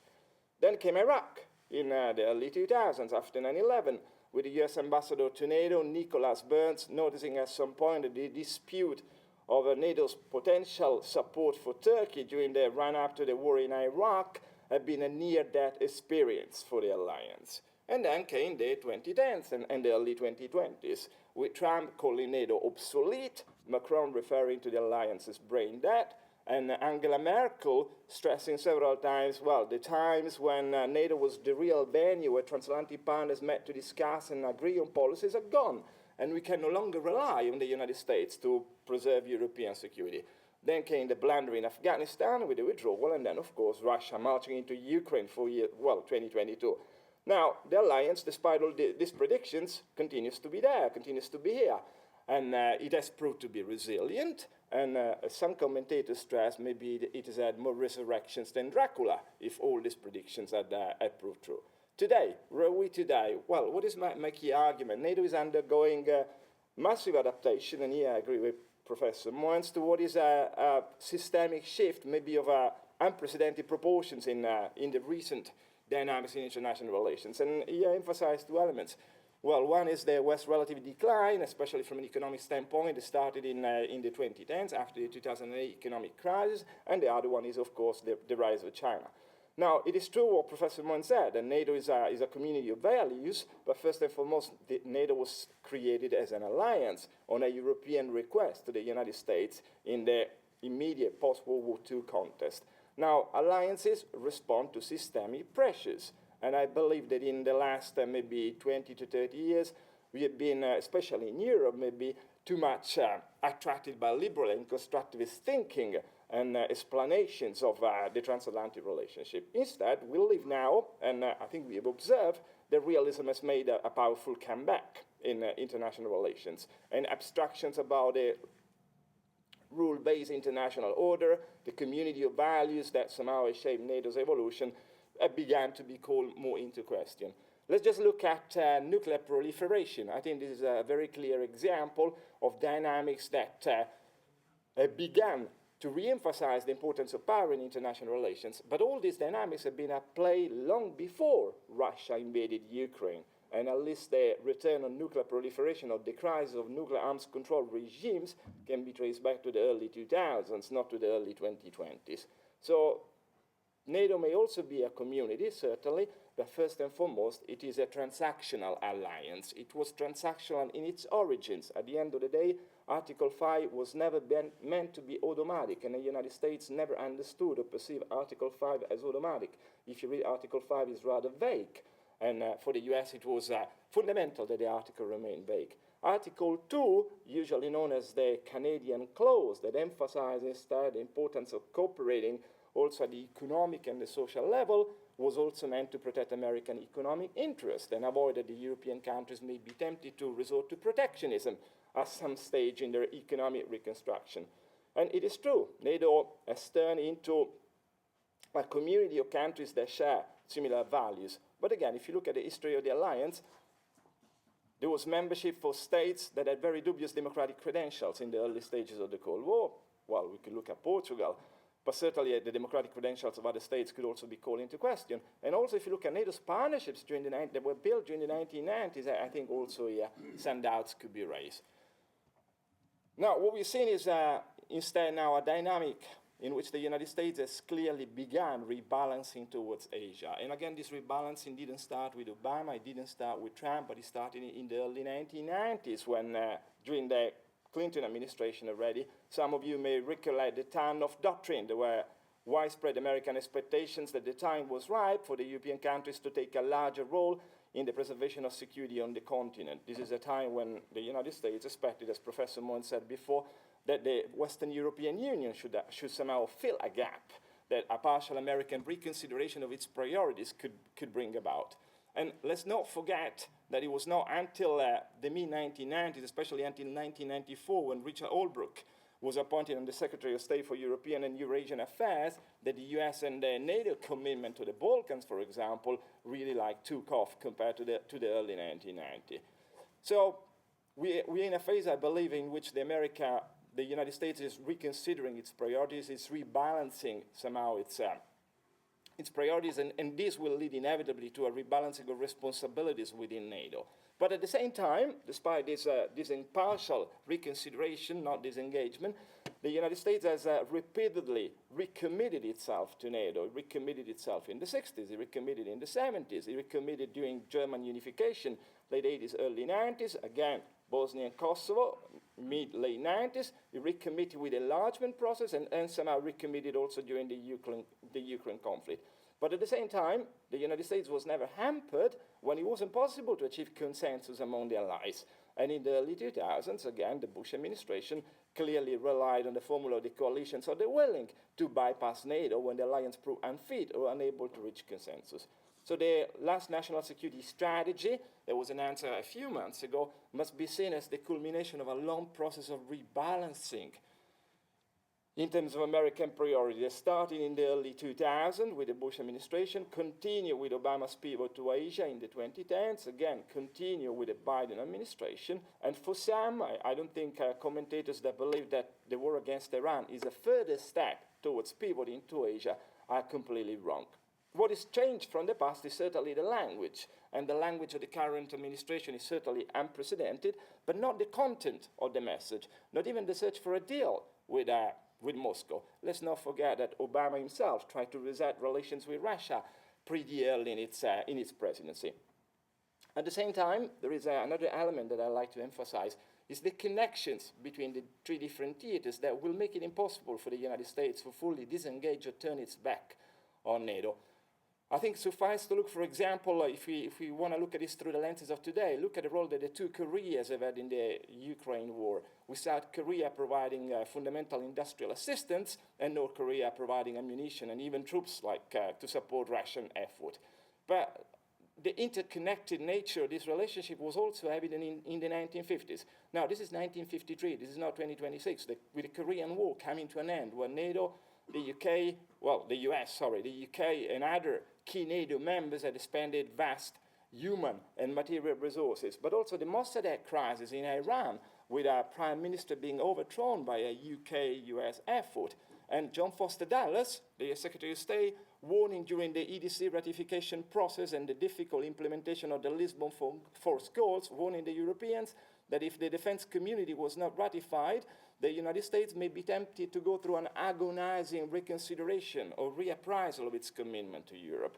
Now, the EDC, as you certainly know, was not ratified in the end, and the French played a key role in the non-ratification process, but the United States did not leave NATO, despite Dulles' warning. And this despite the ongoing détente with Moscow. Actually, in 1954, for the first time, the Soviet Union filed its application for NATO membership. Actually, NATO embraced in the mid-50s massive retaliation, and extended deterrence came into being.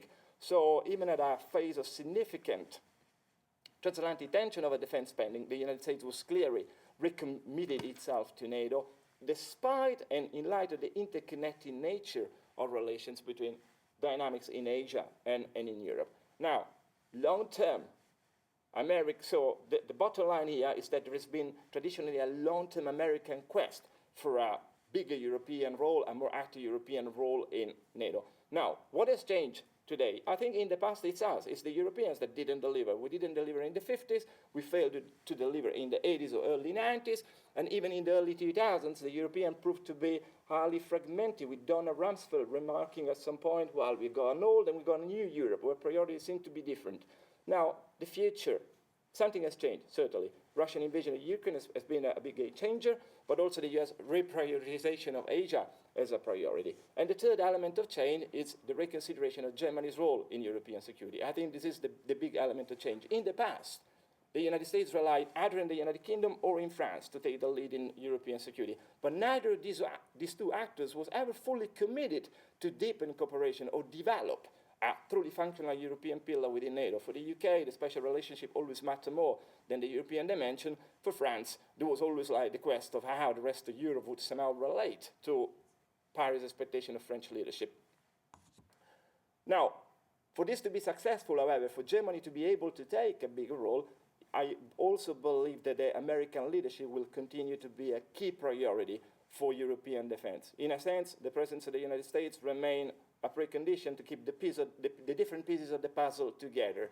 It is true, Europe can have a larger role in the future, but let's not forget how divided and fragmented very often without American leadership the European Union is. Even today, you've got 5 European Union member states, including Cyprus, that do not recognize, Kosovo. So that's just like an example of persisting divisions. It is time for more European responsibility, I believe, and not to squander opportunity. And even the recent reshuffle of NATO's command sends a signal that somehow doesn't lead, Alex, I believe, in the direction of the United States somehow breaking ties with the past, because the US will still retain command of forces or the land command in Turkey, the air command in Germany, and will assume the Northwood command, the maritime command. So it's a gradual reshift, rebalancing of responsibility, where the burden of conventional defense in the future will fall, as maybe right, on the shoulders of other European allies. But the United States remain an indisputable and inescapable leader, I think, in terms of especially nuclear deterrence. There is, however, a risk, and the risk is of a potential mismatch between the expectation of an ongoing American strategic and political leadership that has certainly become weaker because priorities are now shifting somewhere else for the United States, and a European assumption of a conventional burden in terms of defense capabilities. So it's a potential mismatch, but it is also an opportunity. And I believe this opportunity will require European nations to be brave enough to take brave steps in the future. But I remain dubious or doubtful if Europe will be able this time to walk the walk. Thank you.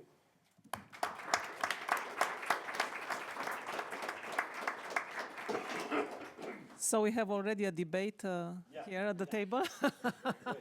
But we'll continue with our third speaker, Dr. Chantal Lavallee, and she will speak about European defense and transatlantic partnership, a new impetus in times of uncertainty.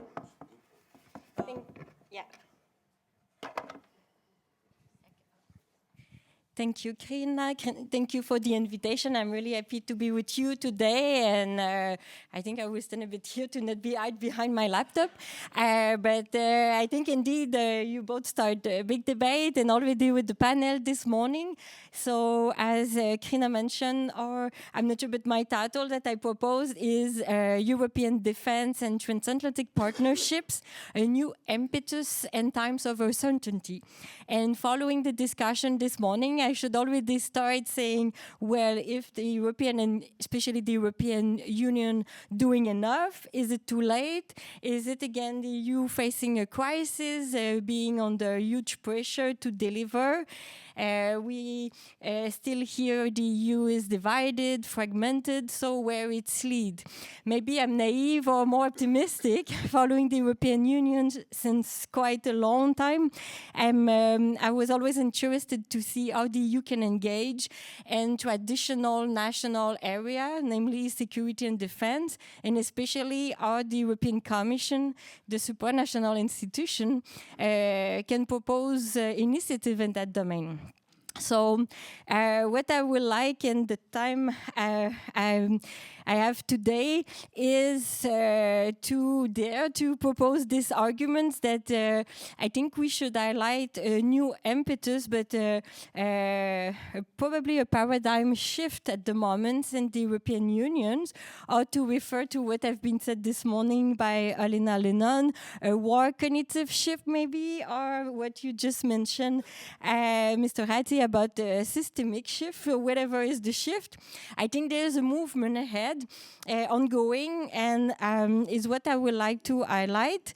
This change, of course,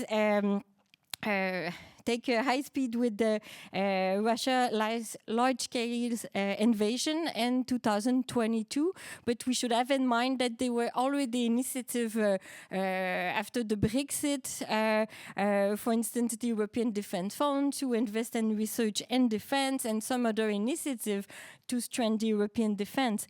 But since 2022, there is deep change because, and is what I would like to highlight. So in my 3 points to be structured is how this change is possible, because it's what I will briefly explain, but there is a change in the relations between the EU and power. Historically, the European Union was involved in other areas than defense. They were this well extended at the EU level to use the power and to leave it in the hand of the member states. Now we see change, and I will highlight why and how. This change is also translated, and maybe the main push is coming from member states now to ask more at the EU level, but also to change their own politics. So I will highlight a few examples. We already mentioned quite a lot Germany, this is also pushing into more European defense. And then at the EU level, there's also many initiatives that I will quickly highlight, to end with also the idea that in his narrative, the European Union is clear, is to be ready in the perspective of the 2030. Ready for what is what I will quickly highlight and we can discuss, but be ready for facing also the wars, he clearly stated in his document, and a different kind of scenario, but in line with NATO, to strengthen also the NATO partnership and also the relation with Canada. So that will be my 3 points. So first, the return of war to Europe have really changed, and we can see all in the narrative of the EU representative, the member state representative.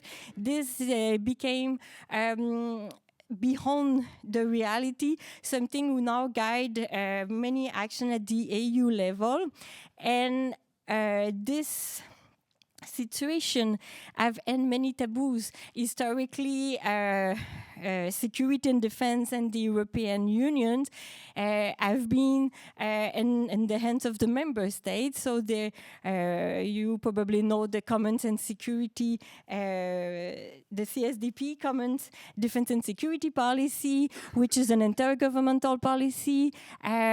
But in parallel, we have seen often the Commission trying to put some initiative, but that was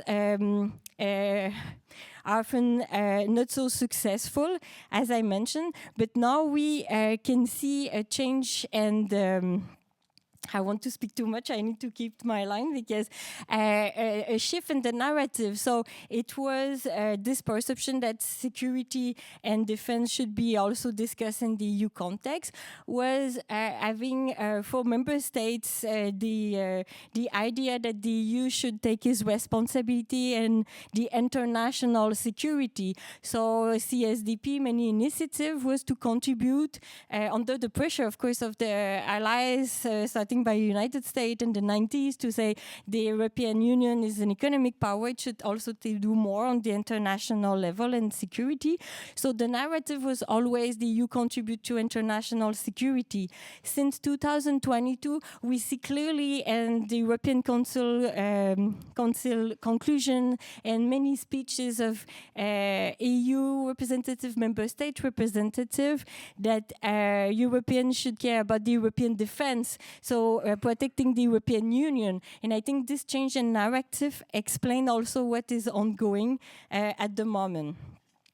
And of course, this narrative have changed is not just that the war returned to Europe, but also, as you have seen in the last month, many drones over European critical infrastructures in several EU member states, which also are officially unidentified drones, but all EU official member states directly link these drones to Russian hybrid threat.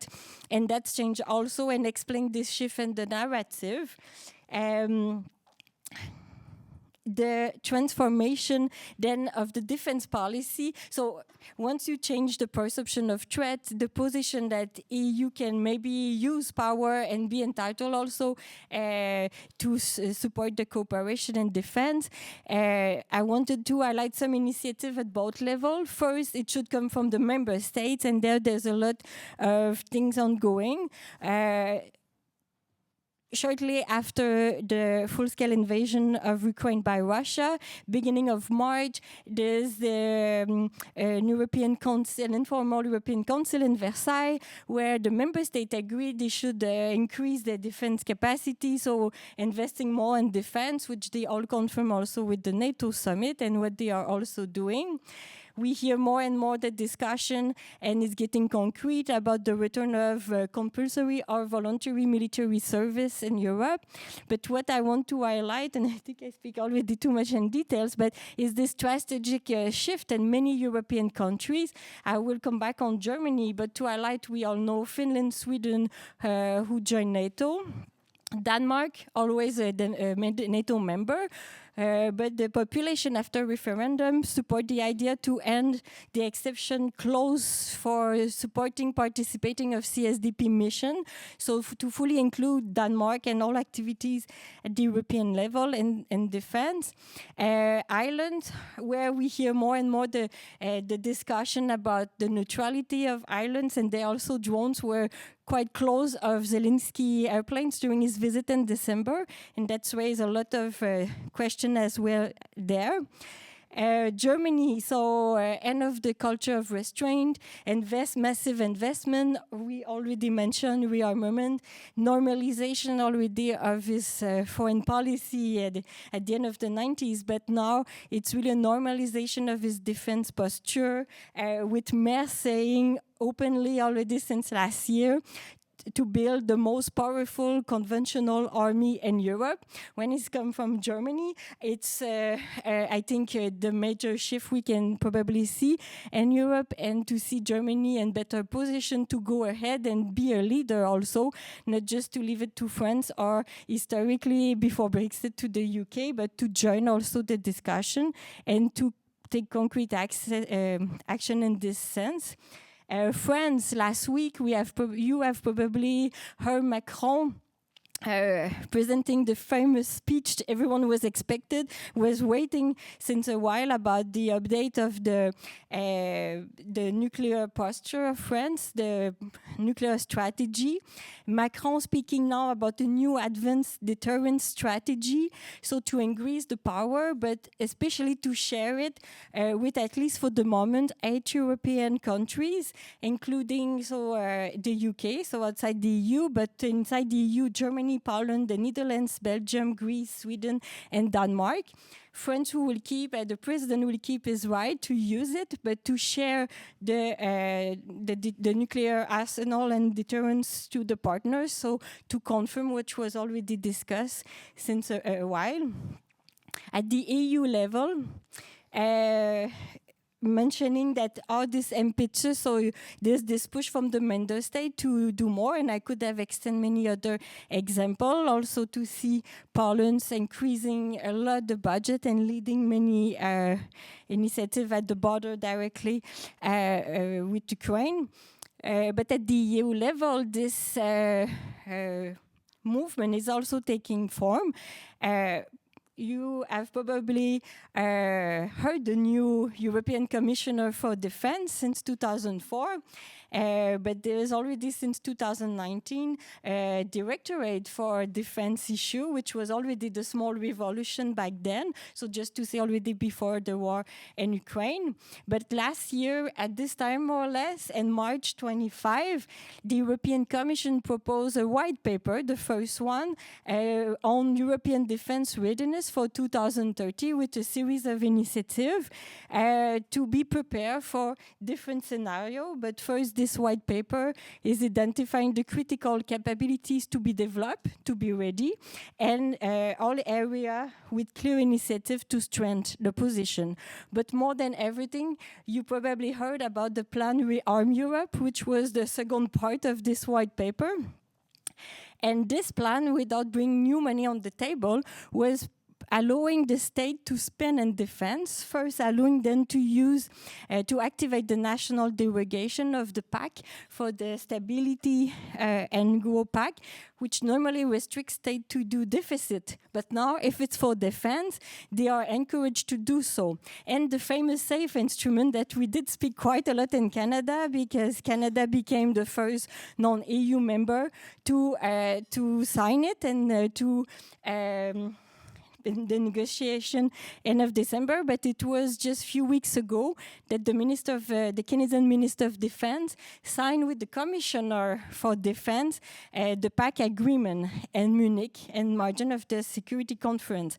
And a series of initiatives is taking place, but always in line, and is what is strengthening the narrative to strengthen also the NATO partnership with who the EU have a strategic partnership. 3 joint declarations already. The last one was in January 2023 to enlarge the domain of cooperation. By the way, this joint declaration always signed with the President of the European Commission, because the Commission is involved in many regards. To link with the previous discussion, we should have in mind that 23 countries on 32 are a member of the European Union. So it's also considered how to benefit from this situation, knowing the reality, as we all discuss, of the importance of the US and this organization, but we still should not underestimate this. And the fact that both are in Brussels, and we speak a lot about the staff-to-staff relation. They do speak to each other, explaining their initiative to try, at least at the staff level, to make both organizations working well together. And with Canada, it was, I think, quite visible in the media coverage in Canada, how close Canada is getting to the European Union with the last summit in June. Historical one in many regards, because among several initiatives, the security and defense partnership have been agreed. In itself is not necessarily new, because this partnership is building on already several initiatives in political and security area, but it gives a structure and a clear direction that the cooperation is not just in trade with the CETA agreement, but also in security and defense with the key element, the FAR instruments, which will give access to the Canadian enterprise to also build on defense equipment. So to stop on this, we see that this ongoing strengthening of the European defense is clearly there. We can still question, is it too late, is it enough? But at least he's really on his way, and taking into account the context, the international turmoil, with the clear affirmation of autonomy, but still in line with the Transatlantic partnership, but being ready to the unknown according Trump's Cummings policy. Thank you.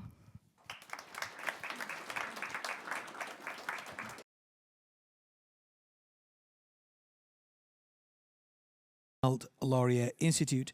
And today we have a fantastic panel, and I think this is the largest panel of the conference with four speakers today. The title of the panel is From Cooperation to Contestation, Security Dynamics in the Circumpolar North. And I think it is very normal that given the increasing attention and interest to the north, to the Arctic, not only our Arctic but also European Arctic. It makes a lot of sense to have the largest panel today, and we have a fantastic panel here. I will very briefly name the panelists. I'm not going to go into the bios here, which you can find online, and I will then go forward with the order in the program if that works. We have Andrea Sharon from the University of Manitoba at the very end. We have Andreas Rasputnik from the High North Center next to Andrea, and then we have Susan Lalonde sitting next to me from University of Montreal, and last but not least, Carrie Roberts from Montreal University. So 15 minutes each, if you don't mind. I will wave at the 2-minute mark, and then we'll open up for Q&A at the end. So without further ado, Andrea, over to you. Thanks, and I have some slides that are going to be pulled up imminently. My area of focus has really been on the Arctic and continental defense. And so what I'm going to be talking about is the North American Aerospace Defense Command. This is on. Good. Okay. And while in the program it talks about the U.S. National Security Strategy and the U.S. National Defense Strategy, they were both released recently, 2026. Neither mentions the Arctic. So using them as a guide for U.S. thinking on the Arctic is not going to work. And so what I want to do, and my punchline is, the reason the Arctic has been, is, and will be of interest is because as an ocean, it's the smallest, and therefore it's the fastest, what we call avenue of attack, whether you're talking about the air threat, missiles, airplanes, or the maritime avenue of attack. And increasingly, we're also concerned about space and under the sea floor. So my bottom line up front, I have a couple. First of all, because the Arctic Ocean is the smallest, it is the fastest avenue of attack. Adversaries can use this to hold, especially North America, for which I include Kalinintat, which is Greenland with the Kingdom of Denmark, Canada, and the United States to risk.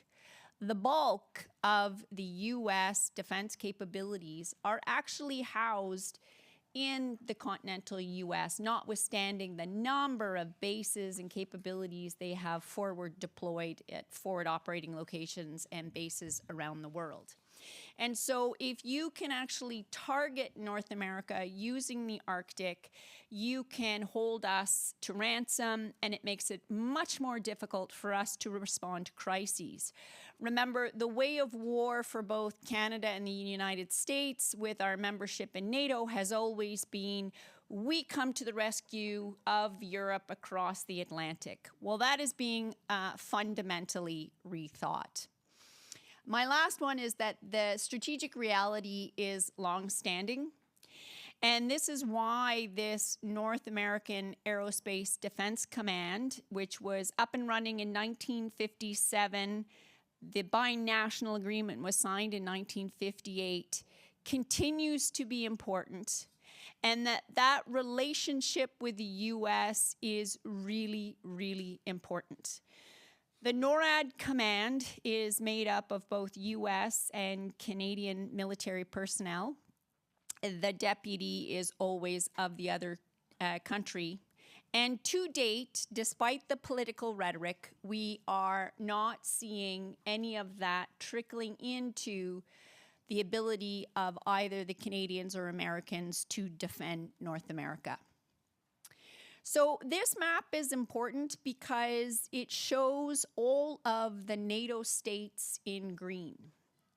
And what has long been called for is finally coming to pass, in that the seam that was created by NORAD protecting the Arctic in North America and European NATO countries supporting the Arctic in a European context created this lovely, lovely seam that adversaries could exploit. That is now changing, and we're finally starting to see some integration.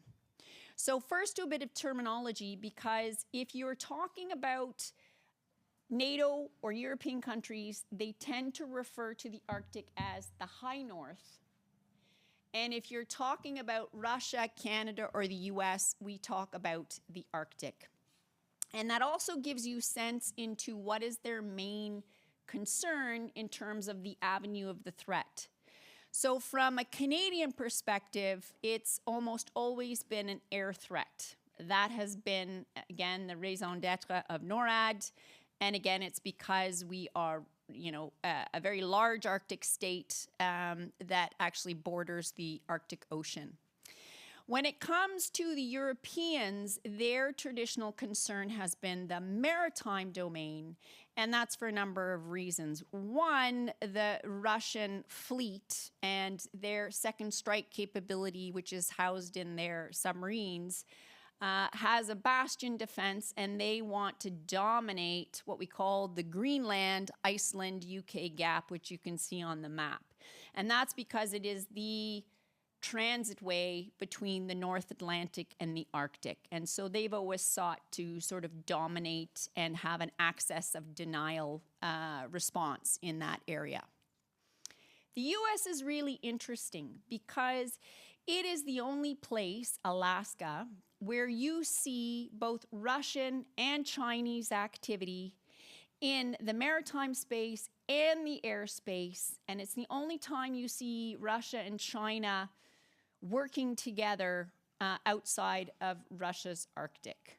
And so for all the calls by the US that it was the Europeans and Canadians that needed to get their act together, it's actually always been Alaska that has seen the most activity and the area we've been most concerned about.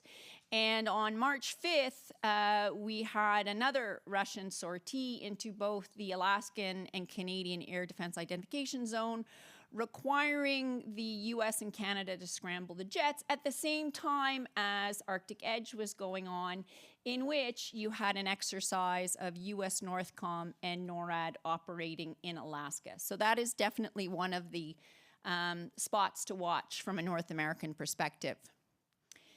This is why the Arctic is such a point of concern these days, and it is also the reason why Golden Dome, or integrated air and missile defense, is being contemplated.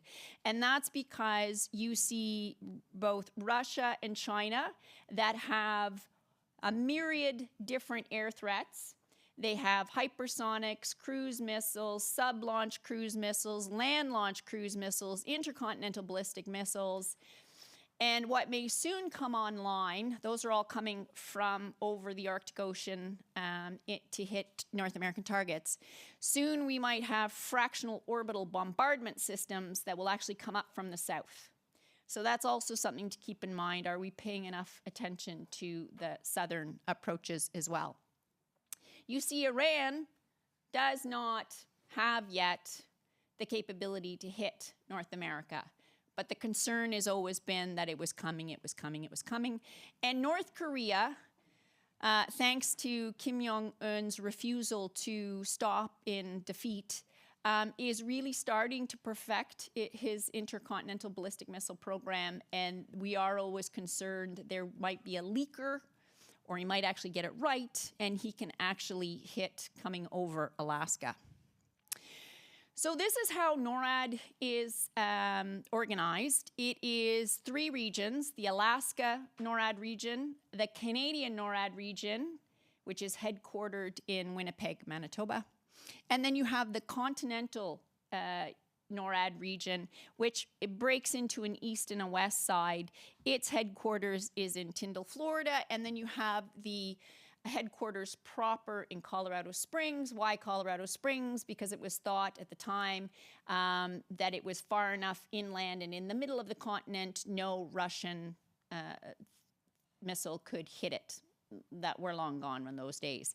And the famous Cheyenne Mountain is no longer used. It's an alternate. They are all at Peterson Space Force Base. NORAD has 3 missions: aerospace warning, aerospace control, and very importantly, maritime warning.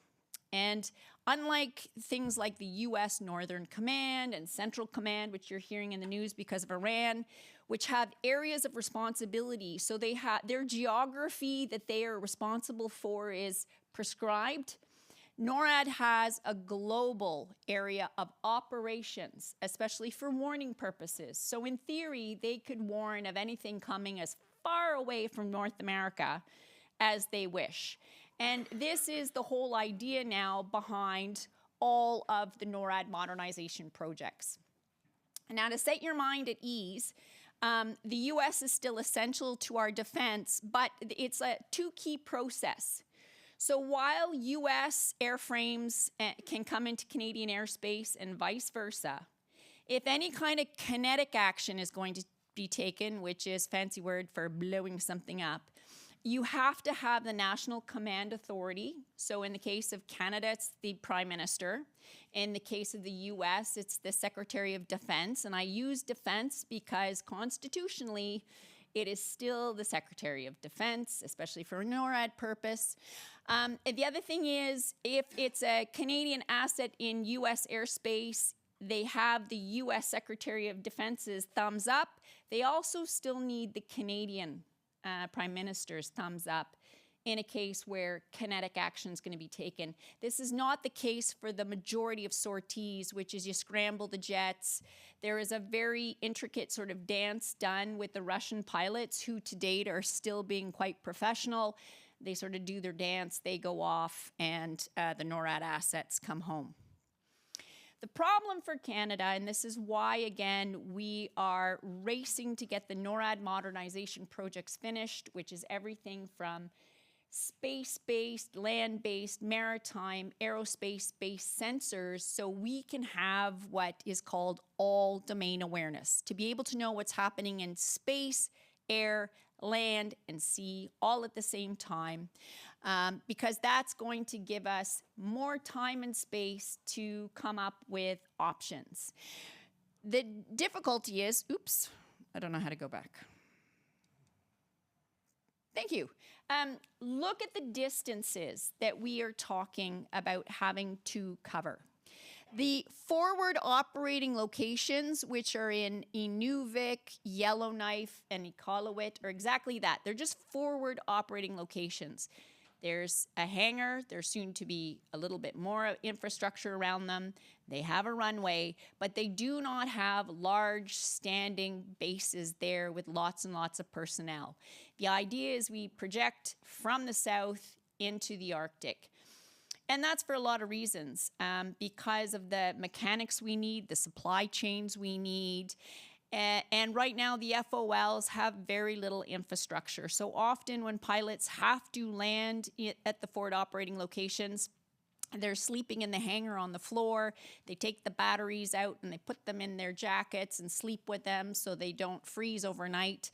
This is a lot of what NORAD modernization is trying to do, in addition to things like Arctic over-the-horizon radar systems, is also give them a place to sleep, have a bit more hangar space so that they can, the CF-18, eventually perhaps F-35s, aren't going to be out in the cold, because that makes them very difficult to operate. Here is one of the most hotly anticipated NORAD modernization projects, and this will help not only NORAD, but Canada, the United States, and allies. Our North Warning System is a series of short and long-range radars. They're coming to their end of serviceable life, and the Arctic Over-the-Horizon Radar System will have transmission and receiver sites based in southern Ontario. It will project radio waves onto the ionosphere, and that means then it can go over the horizon. The difference with the long and short range radars is they just send out straight beams. So if you are flying below the beam, above the beam, you are on the other side of the globe, the beam won't pick you up. And that's why we need increasingly over-the-horizon radar systems, but also satellite-based technology, maritime sensors, so that we can see more in time and space. But the timelines are long, and the urgency is now. And this is the problem we're having, which is why what the Europeans are doing in the Arctic is so important. They have started a year-long exercise called Arctic Sentry that includes Finland and Sweden, basically all the European NATO Arctic states. And they are starting to coordinate their activity with the Canadians and the Americans so that we can have a better domain awareness and ability to react in the Arctic. So my concluding thoughts are that Greenland has been in the news a lot, and similar to Canada, to put it in Trump's terms, we are strategic real estate, because if you can put sensors in Greenland and Canada, you can already see further into the Arctic, and that's what everybody wants. Canada just signed an MOU with the Kingdom of Denmark and Greenland, and I really think one day we will have a trinational NORAD that includes Greenland and the Kingdom of Denmark. And really, we need to think about Mexico in the future as well, especially because of that fractional orbital bombardment system. Despite all the talk for IAMD, and I expect that we're going to hear more about that soon, and the problems with how Trump talks about Golden Dome, integrated air and missile defense is absolutely essential. NORAD will play a big role. And then Canada is likely to have national sites where we can protect our defended asset list, which is a combination of the critical assets and the defense assets that we determine we must protect to continue in any kind of war scenario. Finally, just a reminder that the binational agreement is cancelable on 12 months' notice. There's been no hint that this happened, but like all treaties, there's always an out clause. And the concern is that the political rhetoric, if we allow it, can undo or marginalize NORAD, and that would only hurt us and our allies. And I'll leave it at that. Thank you.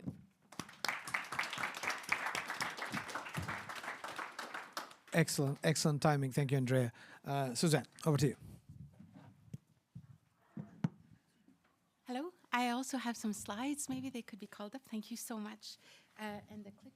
Oh, it's right at the top there. Oh, yes, sorry. Okay, here we go. I'd like to really extend my thanks to the Eastern Europe and Transatlantic Network, to the Macdonald-Laurier Institute, to Krina Viju, and to Rachel Wallace for their generous invitation. I hope you don't mind. I feel a little embarrassed to bring it to such a local level. I'd like to talk to you about the Northwest Passage. Of course, an issue of vital concern for Canada, but I think in the current climate, and anyways, this will be my pitch. I think it's also a question of critical importance to NORAD, and I would submit to the NATO allies and other like-minded states. This question has been at the heart of my career, and I have to say, it's never been more real. For so long, it was this like esoteric debate between legal scholars. What is the legal status of the passage? But I think now it's become a real issue, tied to security and defense, and I just wanted the opportunity to talk about it with such a distinguished group of participants, so thank you. Okay, so main lines of debate. Canada's official position is that all of the waters within the Canadian Arctic archipelago are Canadian internal waters by virtue of a historic title. This is Canada's official position, but many foreign experts in academia and government don't seem to know that this is Canada's official position. Now, we could get into the legal reasons for all of this, but the general perception is that Canada claims all those waters as internal waters because it drew Article 7 baselines under the Law of the Sea Convention. The other, of course, huge piece to the puzzle is that irrespective of the legal status of the waters within the archipelago, an international strait cuts through the archipelago, and this is the US position. Now, this is major. Has major consequences because if the various routes or one of the routes that make up the Northwest Passage are referred to as the Northwest Passage is an international strait, then the ships and aircraft of every nation, both civilian and military, have pretty much a right of unfeathered transit. So just a few words about the Canadian position, legal position. I won't stay on that too long. Oops, can I move it? Suddenly I can't move it. Oh, there we go.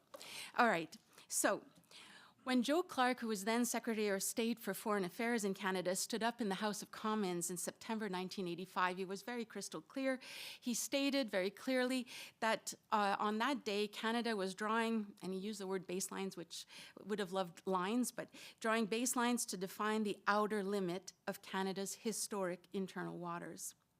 Now, under international law, lawyers love tests, and what are the elements you have to prove if you're before a court or an international tribunal. So this is the test. Canada, and I feel confident in telling you that Canada, for a considerable length of time, has effectively exercised its sovereign authority over those waters, Canada's Arctic waters, with the general toleration of the international community. And there's language there. The third criterion is not an easy one for Canada, so looking for language from judicial decisions, talking about acquiescence as being just mere toleration, passivity? Not taking action. So just to sum up, if these waters are Canadian internal waters, therefore Canada has full and exclusive authority over the waters. It can apply rules and regulations of its own device and can control navigation in those waters. So I'd like to tackle just two issues directly connected to Canada's official legal position. Before I display what I would, borrowing Alex's terms, I'd like to display some academic persuasive power. So why? Go back. Can I go back one, please? Okay. One of the things that's coming up in the legal debate is that Canada or others criticize China's position in the South China Sea, so Canada can't have its cake and eat it. I want to make sure to emphasize that Canada's historic title over its Arctic waters is entirely different from the historic rights claimed by China in the South China Sea.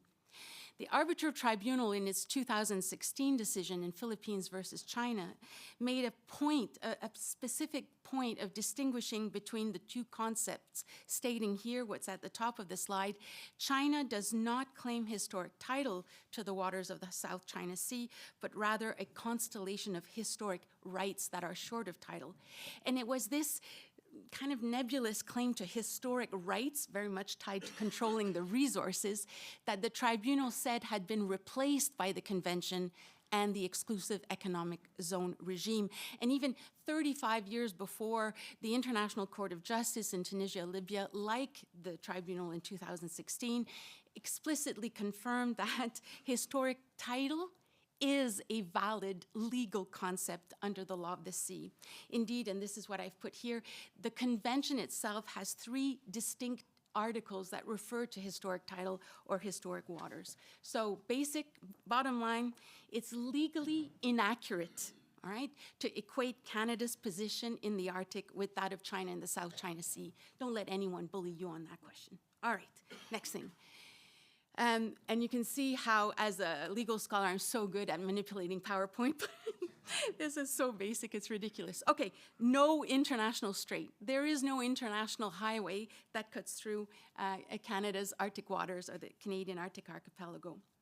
Here, my critical point is that Canada is not asking the US, is not asking the international community to make an exception for the Northwest Passage. The Northwest Passage and the routes that supposedly make it up simply does not meet the legal definition of what is an international strait subject to the right of transit passage. Now, you see, this is where I could go on and bore everyone to tears.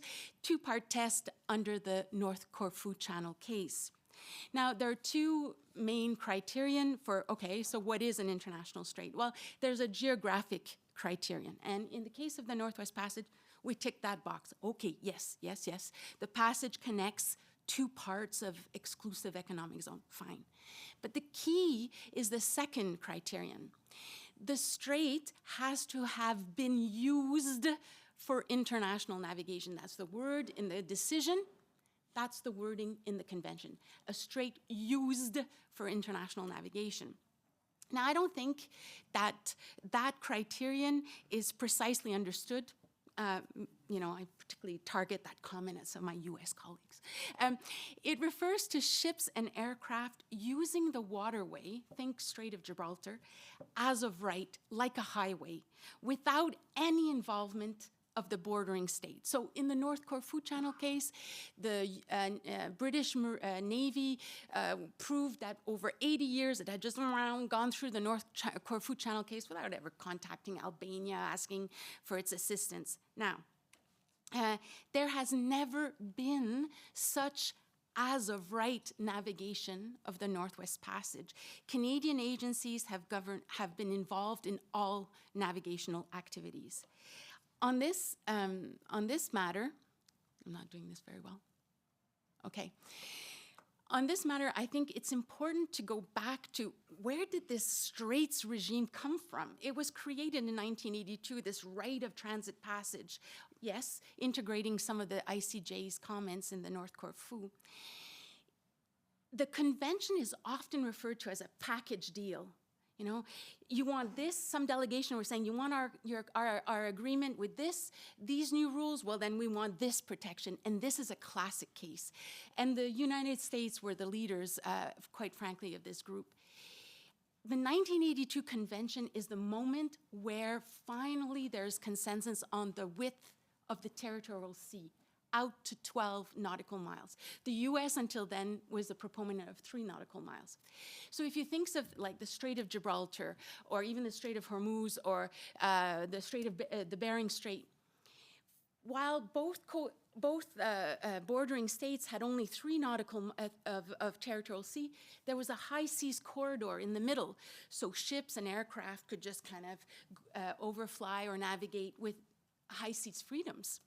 So when suddenly the idea of a 12 nautical mile territorial sea gains momentum, many of those critical straits would be wholly enclosed. Gibraltar from the Spanish and Morocco would be fully enclosed in the territorial sea, and the regime of navigation much more restrictive.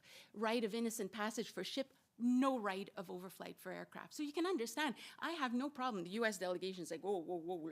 You want 12 nautical miles, you're going to guarantee the rights that we have enjoyed, that our ships and aircraft have enjoyed in strategic straits. And those straits were known. It's like Malacca, Torres, Gibraltar.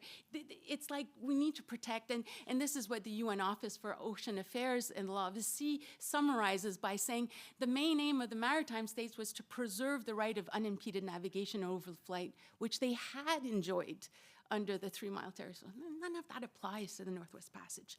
And those are 3, and I have to say, the Soviet representative during the conference said it would affect about 100 straits, so things like the Strait of Gibraltar and Hormuz. So there was no such right of unimpeded navigation to protect for the Northwest Passage. Okay, to the persuasive. Okay, why should you care? Why should anyone outside Canada care? Can't do this.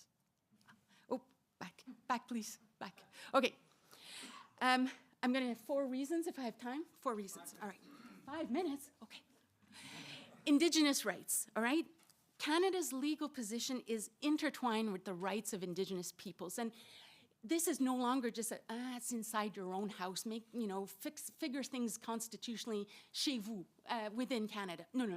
International human rights law and international Indigenous human rights law are can't be ignored. So this is a little bit, I'm going to work on this on my sabbatical. It may be possible to say that Canada's Inuit and other Indigenous peoples who have used and occupied and have been culturally tied to those waters for millennia, that they are actually the ones who possessed the historic title, which was then transferred to Canada under things like the 93 Land Claims Agreement. I'll try this again.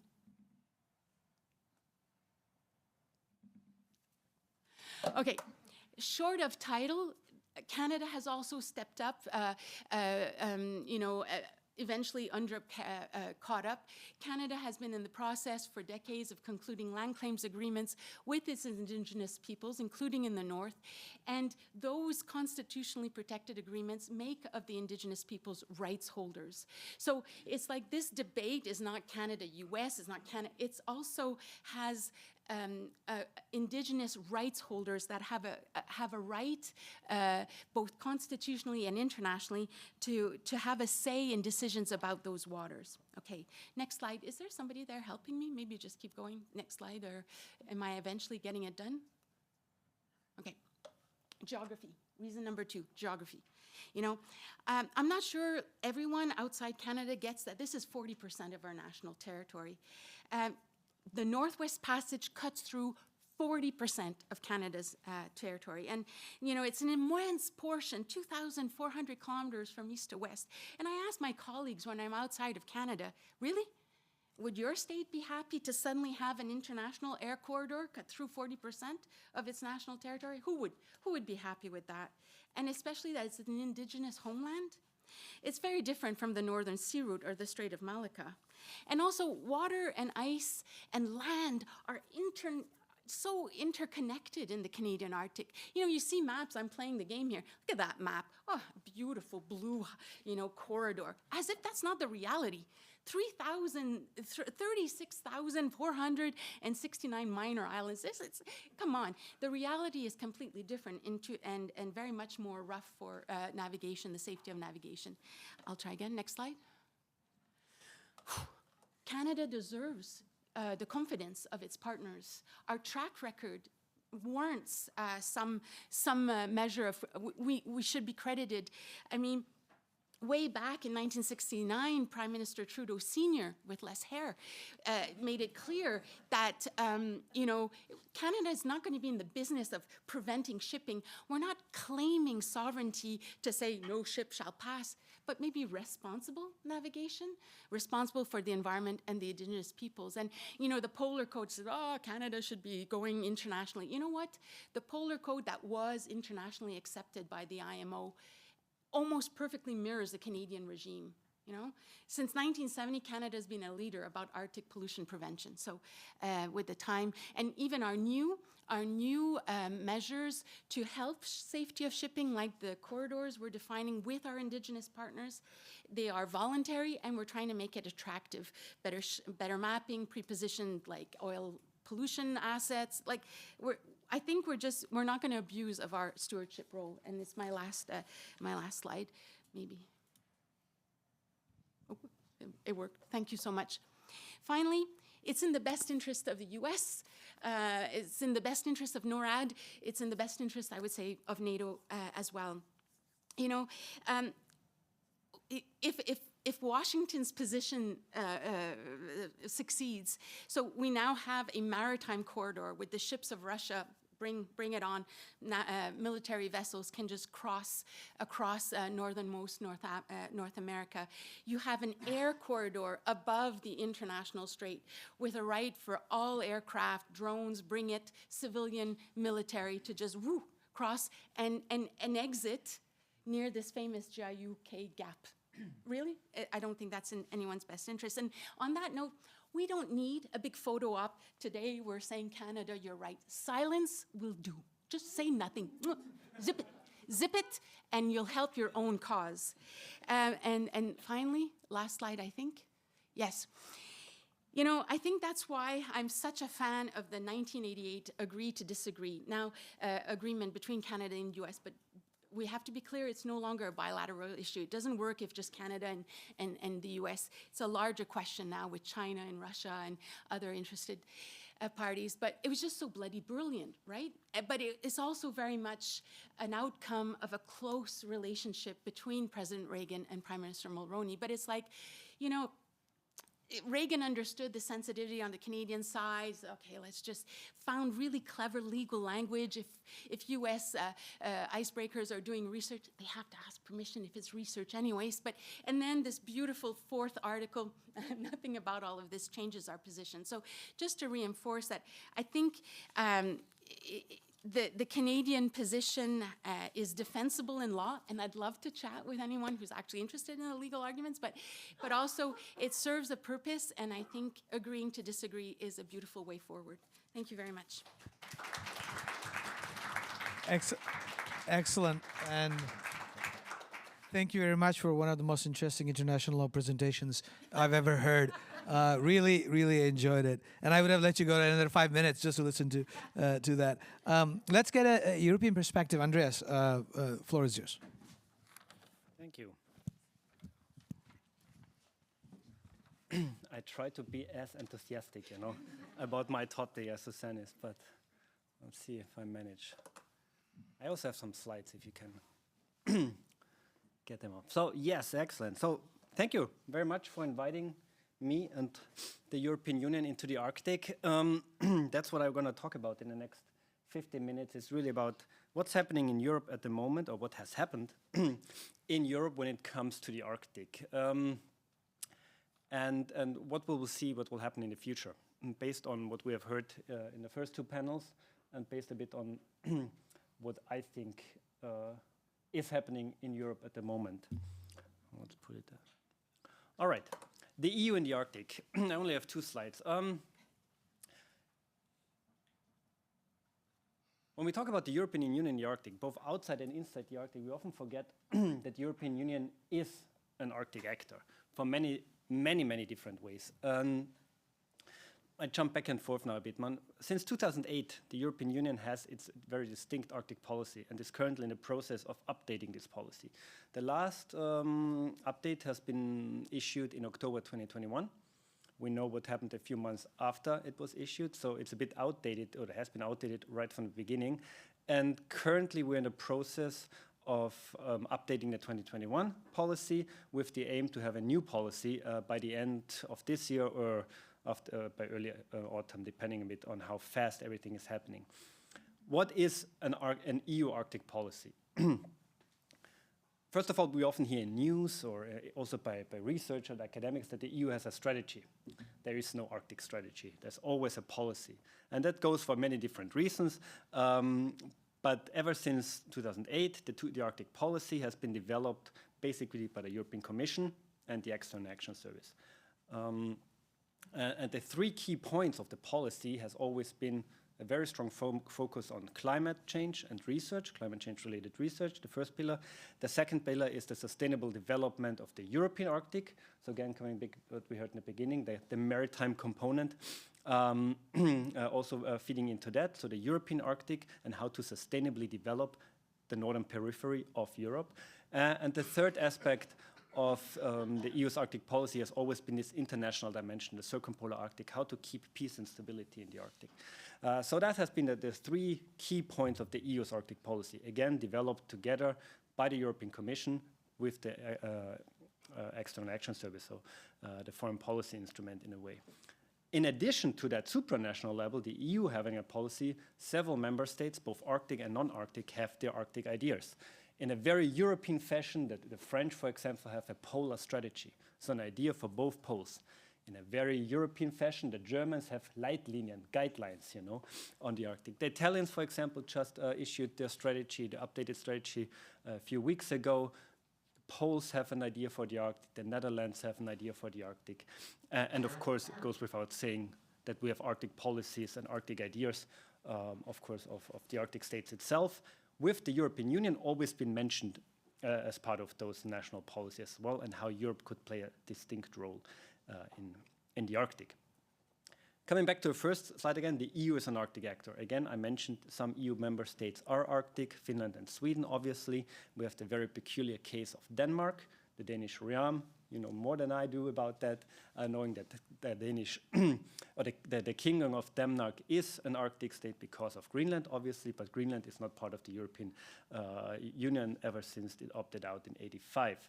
And then we have 2 states, Iceland and Norway, very closely connected to the EU in many ways, single market, Schengen, Erasmus, you name it, but outside the EU's decision table. So that geography plays into the EU as an Arctic actor. Obviously, the EU is an Arctic actor because of its regulatory power.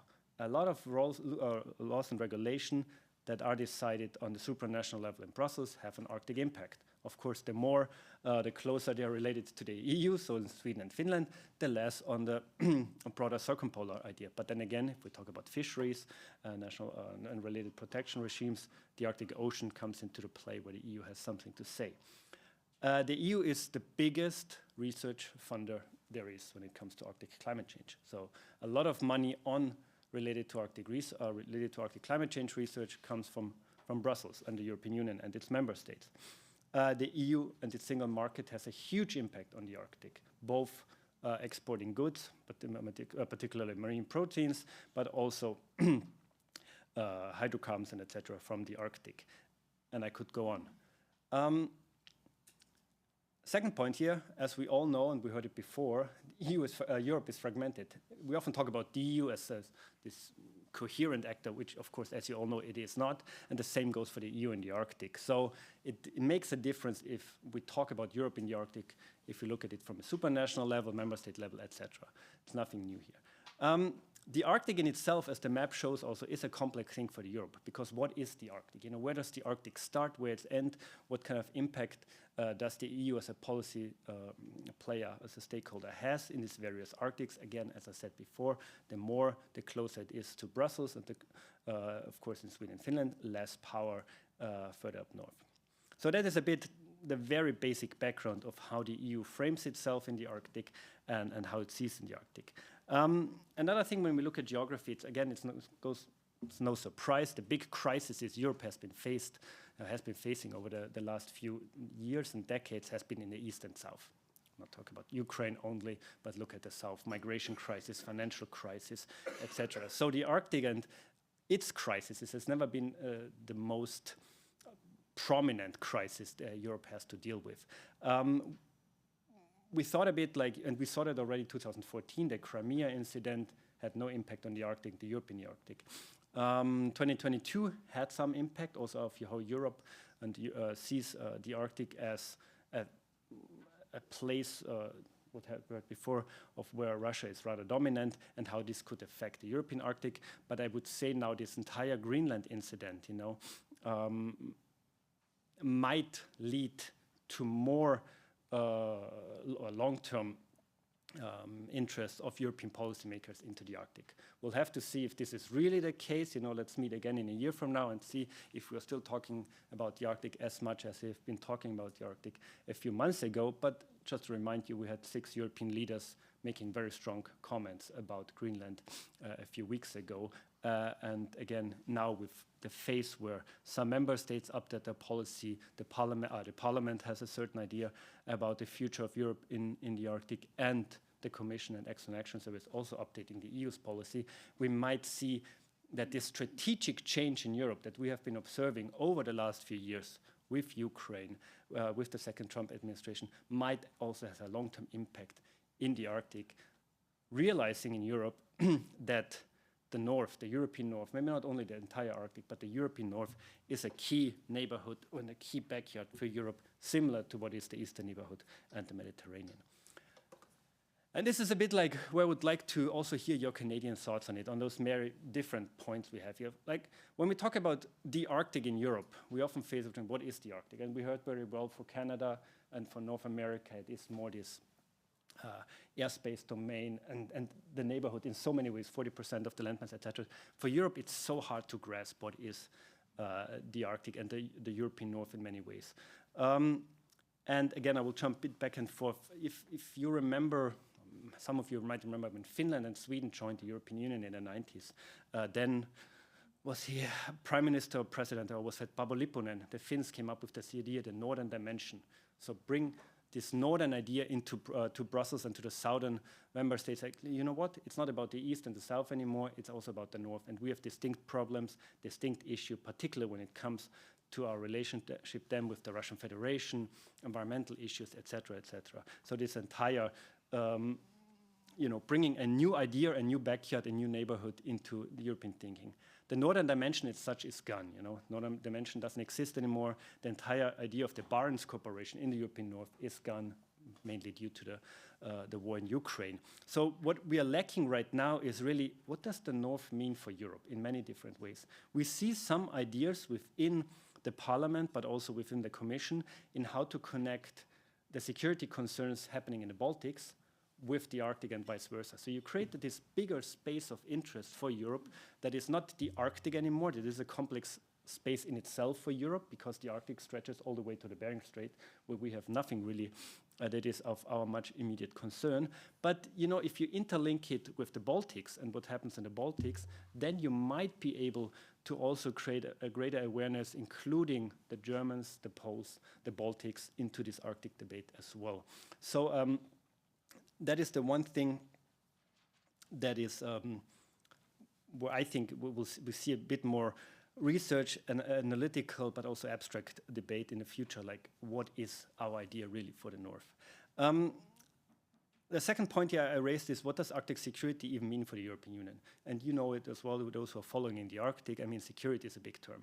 We now talk a lot about military security, hard security many times, but of course security includes environmental security, human security, economic security, climate security, means or security aspects where Europe as such, as an actor, has much more to say, the European Union, than when it comes to military security in many ways. So again, the question is, in a world also in an Arctic that is more and more securitized for very good reasons, what is Europe's counter-argument? How can we, if we are normative and morally so highly, or see ourselves so highly compared to all the rest, what can we actually bring to the region that is a bit different? I'm talking very much about the transformational changes we see. I mean, it's classic what we hear a lot about. For many years, we outsourced our security to the US. We got cheap gas from Russia, and we sold our goods to China, in cheap. And that was kind of the European wealth based on it. This is all changing right now. And I think the Arctic is a microcosm in many different ways, because it has the potential, particularly the European Arctic. Now, when we look at critical minerals, not only Greenland, but look at the European Arctic, Sweden, Kiruna, a lot of iron ore, etc., where, this could be one thing. Again, security-wise, NATO experts will talk more about how that feeds into the game and how Russia is a key issue here. And the same is then also for the market point of view. And here again, linking the second one, I'm actually falsely wrote down here the Arctic strategy in 26. Again, the EU has no strategy. But what are our strategic ideas for the future of the Arctic, the European Arctic, based on really on who we are as Europe? And I think what we often forget in Europe, and we can criticize the institution that are the European Union for many, many days, but we often forget that we have a unique peace project in Europe that kept peace for 80 years at least in western parts of Europe, And Europe is a continent full of compromises, and it takes long to make a decision, to come up with a decision. But this is a core idea that's a bit lost to some extent, like who are we and what can we actually bring to a world in general, but also to the Arctic specifically. So in this entire world now where we see, or in the entire European debate, new Arctic policy, I think we should focus less on what a new policy is or could be of the European Union and how member states see the Arctic, but rather how can we streamline Arctic concerns better within the entire European Union, And again, think a bit more strategically on what the North means for Europe in addition to the East.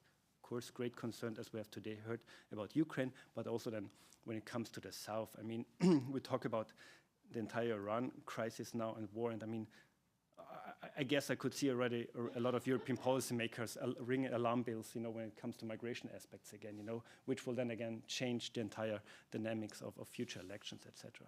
And here I think the interesting point is really of immediate, like, what is the future of Iceland and Norway when it comes to the European Union? We know that there are, what is it called? There will be a referendum in Iceland soon if they should open for negotiations, not about membership zone. So again, it's a long way. And the interesting thing is where I work in Norway, I'm originally from Austria, but in Norway there's no real debate about EU membership, which is interesting because the big parties are all pro in a way, but there's no public debate. So I would always say if Iceland falls, maybe Norway falls as well. But then I always come back to when I first was exposed to Norway as an Erasmus student in 2007, one of those anecdotes, we had a class on international relations and we asked our professor, will Iceland or Norway ever join the EU? And she said, no. And why? Fish. So, And I think it still holds true, and it will hold true, you know. And I mean, we see already the debates going on in Iceland, where I remember I welcomed some Icelandic friends recently, said, hello, my European friends. I said, no. The fish lobby is already very strong, you know. But anyways, you know, again, it is what could Europe offer Iceland and Norway in an idea like, we've seen it with Trump, you know, if Europe wants to be a geopolitical actor, we know how fragmented it is, you know, but what can we actually offer states, you know, and we talk a lot about the Balkan states joining, but also Iceland and Norway, I mean, so closely connected, taking over so many rules and regulations, but not part of the decision-making table. Why is that the case? What can we offer as Europeans in order then also to think a bit more strategically, globally as an actor that might be or might not be different than Russia, Norway, Russia, China, or the US. And in here comes, of course, the Canadian relationship and now and then. You know, what is the future of the EU and Canada? And just to tell you, again, I'm full of anecdotes. The older you get, you have more anecdotes than analytical analysis. But is, for example, in Norway, the Ministry of Foreign Affairs is really clear. You know, it said, Andreas, we want you guys to work more with Canadian universities. So the relationship Europe and Canada on so many levels is pushed now, you know, where the bigger question is what is the future of EU and Canada on so many levels, from security to very ocean research related aspects, you know, this North Atlantic alliance, and again then offering something to Greenland. Okay, if you want to decide to join the US, perfectly fine, but here we have something to offer. And sometimes we shy away as Europeans from offering something, and that comes back what we heard before, trust, leaders. We don't have leaders in Europe right now for many good reasons. And I mean, whatever you believe in, what political party you believe in, you know, but there was a lot of hope after Schulz that Merz could be such a European leader. He definitely is not, you know. Macron is a lame duck. Meloni is something, you know. Sanchez now at least tries to be a bit different, you know, but Spain is so far away, at least from an Arctic and again, and now I'm done, and this leads to often talk a new narrative, you know. I mean, again, for a new vision, you need somebody to tell the vision in the Arctic. And then why this naive idea from me, of mine that we need a new dimension, a new idea, a new narrative might be lost already because we have no trustworthy leader who could actually tell that story. But maybe it's your former prime minister, if he has time. Thank you very much. Thank you very much, Andreas. And last but not least, Carrie, let's see what the Russians are thinking. Okay. It's a tall order. Okay, well, good afternoon, everyone. That's me. I'm Carrie. I want to thank Karina, Paul, and Jeff for the invitation to be here today, and to all of you for being here. I also want to say, gosh, what a hard act to follow. I'm delighted to be here on a panel, a NADSIN panel. So my colleagues that have been speaking before me today, and including me, we all belong to the North American and Arctic Defense and Security Network. So like the EETN, another network generously funded by our friends at the Mines program at National Defense. And it's lovely to get an Arctic panel together with a bunch of folks that all belong to the same network. So what a treat. So I'm going to talk about Russia's foreign policy priorities and its Arctic interests. Maybe more of a focus on that and less on the focus on implications for Canada. So to your earlier question, sir, I mean, maybe we can get into some of the implications for Canada in the discussion after. Just a word about me. So I spend my time in the foreign policy analysis space, not so much the defense and security, certainly not the international law space. And so I spend a lot of time thinking about framing and thinking about the narratives that Russia uses to tell its story, right? What is the story it tells itself about its interests? What's the story it tells the world about its interests? And, you know, to Paul's earlier point this morning in his opening remarks, we know that autocracies, they like to try to frame what the rest of the world thinks and believes about them. And Russia works very hard at this. And I would argue is pretty good at framing its priorities. So I thought I would talk about what Russia's Arctic priorities are and what motivates them from the perspective of more of a high-level look at some of its overarching foreign policy goals and how those fit together. I can't obviously cover all of them, but you know, I'll tease out a few sort of key foreign policy goals and then look at how they affect the Arctic. So the main goals are taken from a couple of documents, the 2023 Foreign Policy Concept and its shortened version, the Arctic policy for the period to 2035. These foreign policy documents matter because, of course, they outline the goals, the conditions needed to achieve them, and like most foreign policy documents, they have a domestic audience, but they also have a pretty important international audience. Me, I read them. I'm a member of that audience. And so I'll pull out three. The first, of course, and I think we're all pretty comfortable understanding that this is a key foreign policy objective of Russia, and that is to project Russian power through regional dominance, for starters. In the foreign policy concept, it's worded this way: to consolidate Russia's position as one of the responsible, powerful, and independent centers of the modern world. So here, it wants to be a peer to China and the United States. This can only be done by rejecting hegemony and eliminating the domination by the US and the other so-called unfriendly states. And it involves creating conditions that allow Russia to help any other state that wants to renounce neocolonial or hegemonic ambitions. I'm just taking this from the documents, right? I'm not advocating any of this. The second foreign policy goal, I think that might be obvious to us, is a desire to reorient Russian economic relations eastward. So away from Europe and toward more friendly trade relationships with countries like India and China, relationships within the Shanghai Cooperation Organization and the Commonwealth of Independent States. The priority is regional and interregional economic integration that serves Russia's interests and leads to this greater Eurasian partnership that we've been hearing so much about. And then the third foreign policy goal, I'll say, is much more relevant maybe to today's panel and discussion, to prioritize the social and economic development of the Arctic zone of the Russian Federation. This means advancing its northern sea route as a competitive national transport corridor. To make this happen, Russia must have the ability to exercise its sovereign rights in its Arctic zone, which it feels are under threat from unfriendly states. To ensure its ability to exercise its sovereignty here, Russia seeks, and I'm quoting, mutual beneficial cooperation with the non-Arctic states that pursue a constructive policy toward Russia, that want to share in infrastructure development of the Northern Sea Route. And of course, this is where China comes in. So at a high level, we see Russia's foreign policy priorities are driven primarily by economic ambition, national security concerns, and of course, military security is used to protect economic security. So where do we see these priorities playing out in the Arctic?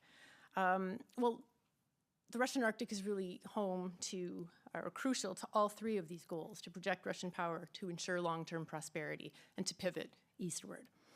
The Arctic policy to 2035 gives us sort of three key policy priorities. Resource extraction, of course, you knew that was coming, and export via the Northern Sea Route. The buildup of Northern Sea Route infrastructure, including dual-use facilities, and the strengthening of Arctic military defenses. So to help achieve these goals, Russia prioritizes the following activities: the development of vast reserves of untapped oil, natural gas, and minerals, whereas Arctic hydrocarbons are a major source of revenue in Russia's federal budget, and the state invests heavily in all sorts of energy megaprojects, many of which in partnership with China. They prioritize the development and the securitization of the Northern Sea Route. Shipping lanes are, of course, essential for resource development. Russia wants the NSR to become a major competitive global corridor. So this means investing in national transportation infrastructure. So airfields, ports, deep water bases, expanding its nuclear-powered icebreaker fleet, and asserting control over access and transit fees along the route. And much of this infrastructure is, of course, dual use, which could give Russia leverage in a potential East-West conflict. Now, to achieve its many objectives, Russia's documents say it must be free to exercise its sovereign rights in the NSR. And so this is why defense and power projection are considered necessary and have led to the following military activities. So one, the signaling of an intention to defend its nuclear deterrent. I think Andrea mentioned, the Kola Peninsula is home to Russia's second strike, sea-based nuclear deterrent. This is, of course, the backbone of strategic parity with the United States. And then, so it's not just the signaling, but it's also matching exercises that Andrea also mentioned in sea denial in order to signal a capacity to defend those interests. The significant reinforcement of its military presence in the Arctic. So this is the reopening, and modernizing of Soviet-era military bases, deploying advanced radar systems, and developing Arctic-specific military units and equipment, with a specific focus on military buildup in the Kola and along the Arctic coast to protect strategic assets. And then 3, and these are the things that we hear maybe a little bit more about in the popular media, engaging in the gray zone or the hybrid operations. So low intensity, sub-threshold activities that test and probe the resolve of the Western Arctic countries. So, you know, mock attacks, is that a fair way to put it? Especially in the European high north. Things like GPS and radio jamming during NATO exercises, conducting military exercises near Norwegian waters, bomber flights near NATO airspace, hostile influence activities, sabotage against critical infrastructure, so against gas pipelines, undersea cables, digital systems, that dam attack in Norway last year, in general influence operations, and then of course the use of its shadow fleet to gather intelligence and do maritime surveillance. So all of this is done while continuing to emphasize, and this is important, while continuing to emphasize they want the Arctic to remain a zone of peace, right? This is threaded through all of the foreign policy documents relative to the Arctic. And so this is where the framing comes in, and this is the stuff that I get excited about. It benefits Russia to talk about preserving peace in the Arctic, because, I mean, honestly, I mean, and this is where Frank talked maybe later about the threat posed to Canada. If the region descends into active geopolitical conflict, the stuff of, you know, this is the stuff that keeps, I think, Andrea and maybe some other Canadian defense experts up at night. That's not good for Russia. This will make economic cooperation, resource development very difficult. It will make cooperation with important partners like India and China more difficult, who might be a little bit reluctant to maintain that partnership with Russia if we're looking at active conflict in the region. But in effect, you know, what this contradicts, so on the one hand, zone of peace, on the other hand, militarization. In effect, this is sort of, I would argue, by design, that this contradictory framing, what it does is, I've heard it phrased this way, that it weaponizes strategic ambiguity. The insistence that Russian activities are strictly defensive and Russia seeks cooperation in joint areas of interest only to engage in aggressive posturing. And strategic ambiguity seems to be doing what it's intended to do. And this, in part, I think, has fueled US concerns about Greenland that we've been talking about recently. And these divisions over, within NATO over Greenland, these were of great benefit to Russia. Great delight, you might say. And they kind of play into Putin's hands a bit. The Russian response to this has been somewhat predictable. Of course, you can, if you weren't paying attention, you could probably guess what some of the responses have been to this situation NATO members have been facing around Greenland. They condemned the illegality of Trump's interest in acquiring Greenland, reiterated support for Danish sovereignty, labeled the United States as an aggressor, called out American lies about Russia and China surrounding Greenland, which, to Andrea's point, I mean, yes, it is. But called out these lies because these lies are designed, of course, on purpose to justify American expansionism, right? Russia is now the defender of international law in the north, so what a relief. And all of this emboldens Russian military posturing about heightened security or insecurity in the Arctic, right? So it also then reinforces its own decision-making around militarizing and protecting its own assets there. So we can see where Russia benefits from all of this, you know, cue the trolling. you know, to, I think it was Elena, you said earlier this morning about Russia is very good at political warfare, right? I mean, this is exactly one of the things that we're seeing. Why waste a great opportunity to stoke fractures in NATO over the Greenland issue? So the framing is interesting to me here. So, and it also fuels Russia's domestic propaganda by reinforcing the narrative about the imperialist expansionist United States, which of course helps to deflect criticism surrounding the existing war in Ukraine. So there's a domestic benefit there too. The US has no business lecturing Russia. If the US can pressure a sovereign country into ceding territory for strategic interests, then surely they're in no position to criticize Russia for doing the same. So this bolsters that framing about weakened American leadership in the world. And honestly, the situation in the Middle East this week and the conflict with Iran, I think maybe fuels some of this Russian framing even further.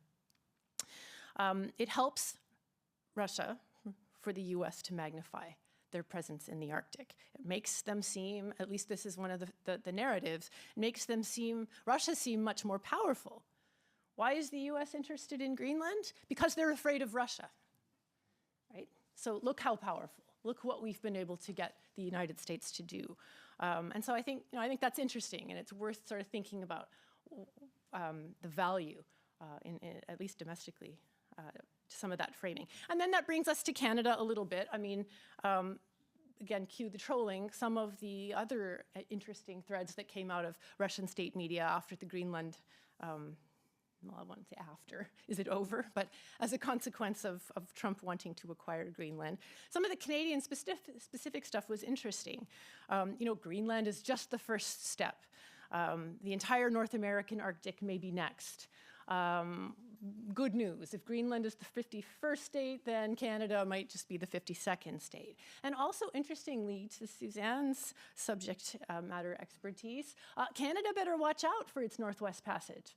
Right? That reminder that historically, it's actually been Russia and China who have been most likely to respect our sovereignty there than it is our so-called American partners, right? So you can just sort of see the poking and the narratives are interesting. Not entirely surprising, but interesting. Russia may not be creating the conditions there, but certainly happy to take advantage of some of those existing tensions. So anyway, I'll conclude by saying, you know, we continue to see this strategy of strategic ambiguity, this insistence that Russian activities are strictly defensive. After all, this is in their foreign policy documents, while they engage in aggressive posturing and gray zone activity. So this is a nice nod to our panel's title, I guess, which is Cooperation to Contestation. Russia creates space for both. And that comes through, I think, in its foreign policy documents and also in its Arctic activities. And this, the challenge, I guess, for Canada is how to respond. And this is where the foreign policy person exits and gives that over to Andrea, of course, because, you know, it's the defense experts that have to tell us what do we do, right? Anyway, so I'll leave it there. Thank you very much for your kind attention.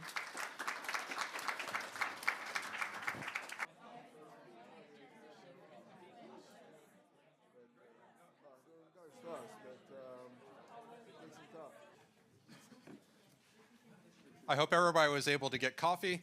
The last panel is dedicated to the theme of disinformation and strategic narratives in Russia's war in Ukraine. And we have a panel of experts to share their insights and their research. We're actually going to be going in the reverse order that's in the program. So starting with Dr. Juris Pupcionix from Marist University. The title of his presentation is Trust is the Battleground, How Confidence in NATO and the EU Shapes Belief in Who Caused the War. Juris is professor and chair of political science at Marist University in the US and an associate fellow at the Academy of International Affairs NRW in Bonn, Germany, and a senior research fellow at the Center for Geopolitical Studies in Riga, Latvia. Looking forward to Juris's presentation.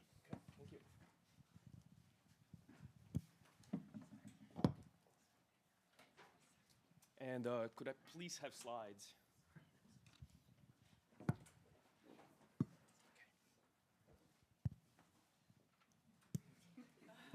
Still.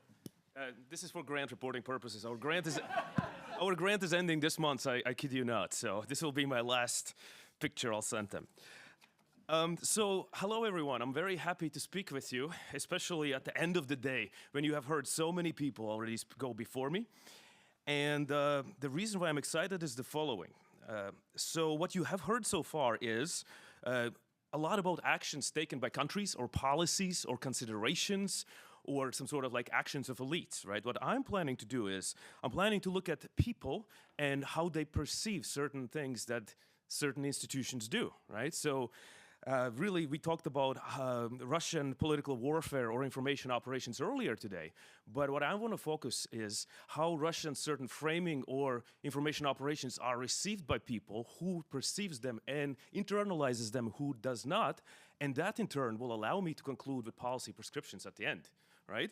So my remarks today will be grounded in our study that we conducted in September, October. We surveyed us, meaning me and Mari Sanjans at Riga Strategic University in Latvia. We surveyed almost 32,000 people, roughly 1,000 people in each of the NATO countries. And then we have certain questions that we ask, right? What I'm going to focus today is specifically who is buying into Russian narrative that the West provoked the war in Ukraine. What do we know about these people? And since also I was happy to see earlier questions, how about Canada? How about Canada? In a way, right? I preempted that question and I'm going to dig in my Canada data specifically for today's presentation, right? So I'll talk about the big picture view, but then go down on specifically into Canada data. I spent quite a bit of time digging into this, and then end with policy prescriptions, because it is a policy conference. All right, so let's start. So trust is the battlefield, right? How confidence in NATO shapes beliefs about who caused war in Ukraine. I'm not sure why is it all one word. It was not supposed to. I think there's some sort of a hashtag. It was not in the slides that I sent, but things happen. So if you would like my catchphrase up front, I can tell you this. People who trust NATO also trust in NATO's framing that Russia is to blame for war in Ukraine. People who don't trust NATO or have low trust in NATO believe that NATO are disproportionately more likely to say that NATO provoked the war. That's it. So I mean, I can end here, or I can now, in a scholarly sense, walk you through different steps how I got there. All right. So here's the puzzle, right? In NATO countries, so there are two competing strategic narratives about war's origins, right? What happened in Ukraine? How are we in war in Ukraine? The core NATO narrative is Russia is the aggressor, the invasion caused the war, right? And then the main Kremlin's narrative is Ukraine or NATO or West provoked the war. There's probably at least one more narrative. For example, Mearsheimer, a political scientist in the United States, has written about it ad nauseum, in my opinion, how United States provoked war in Ukraine by allowing NATO to be expanded. So by more countries joining NATO, that provoked Russia. Russia had no other basically way to deal with that than to attack Ukraine, right? But that is like a smaller narrative. By and large, there are these two main narratives that I identify by looking at the literature and looking at Russian messaging and Western messaging, etc. And why does this even matter, right? So it does matter, like, you know, now thinking about this is a policy conference. So why does it matter and what's going on here? So here are some points at the bottom, right? So if you believe that Russia is the aggressor, you, a person, you are more likely to support sanctions, aid, and also long-term deterrence by your country. Think about that. If you are Canadian who thinks that Canada and NATO provoked Russian invasion, you are probably less likely to support any kind of action on Russia, right? Or at least so I think it logically follows. And this blame attribution, right, then also can influence alliance cohesion. We see this in some parts of Europe where majority or significant minority thinks that really it's the West that caused war in Ukraine. For example, Montenegro, right, some of the Balkan countries, significant minority thinks the West is to blame. This is going on beyond Canada data. So in those countries, obviously, any kind of calls for more tough action on Russia will be harder to sell, right? Maybe sometimes politicians may, you know, not even call for it, or if they call for actions on Russia and significant minority believes that it's really West to blame for war in Ukraine, they may be voted out of office, right? So I can just keep on going and pondering why this is really important, you know, your belief who is to blame for war in Russia. And, obviously such beliefs can be shaped by information operations. We know the core NATO narrative. Russia is the aggressor. Average Europeans or Canadians are probably not necessarily listening to the Kremlin's narrative that, NATO is to blame. But this narrative has been picked up by different politicians, sometimes advertently, sometimes inadvertently. The concept of useful idiot? Right, somebody who just kind of takes it and thinks, yes, it's really West to blame, without realizing it's really the Kremlin line, and then runs with it, right? So whatever, but I think it's reasonable to accept that, or expect that NATO's publics have been exposed to this view that, here are these two ways to look at it. So,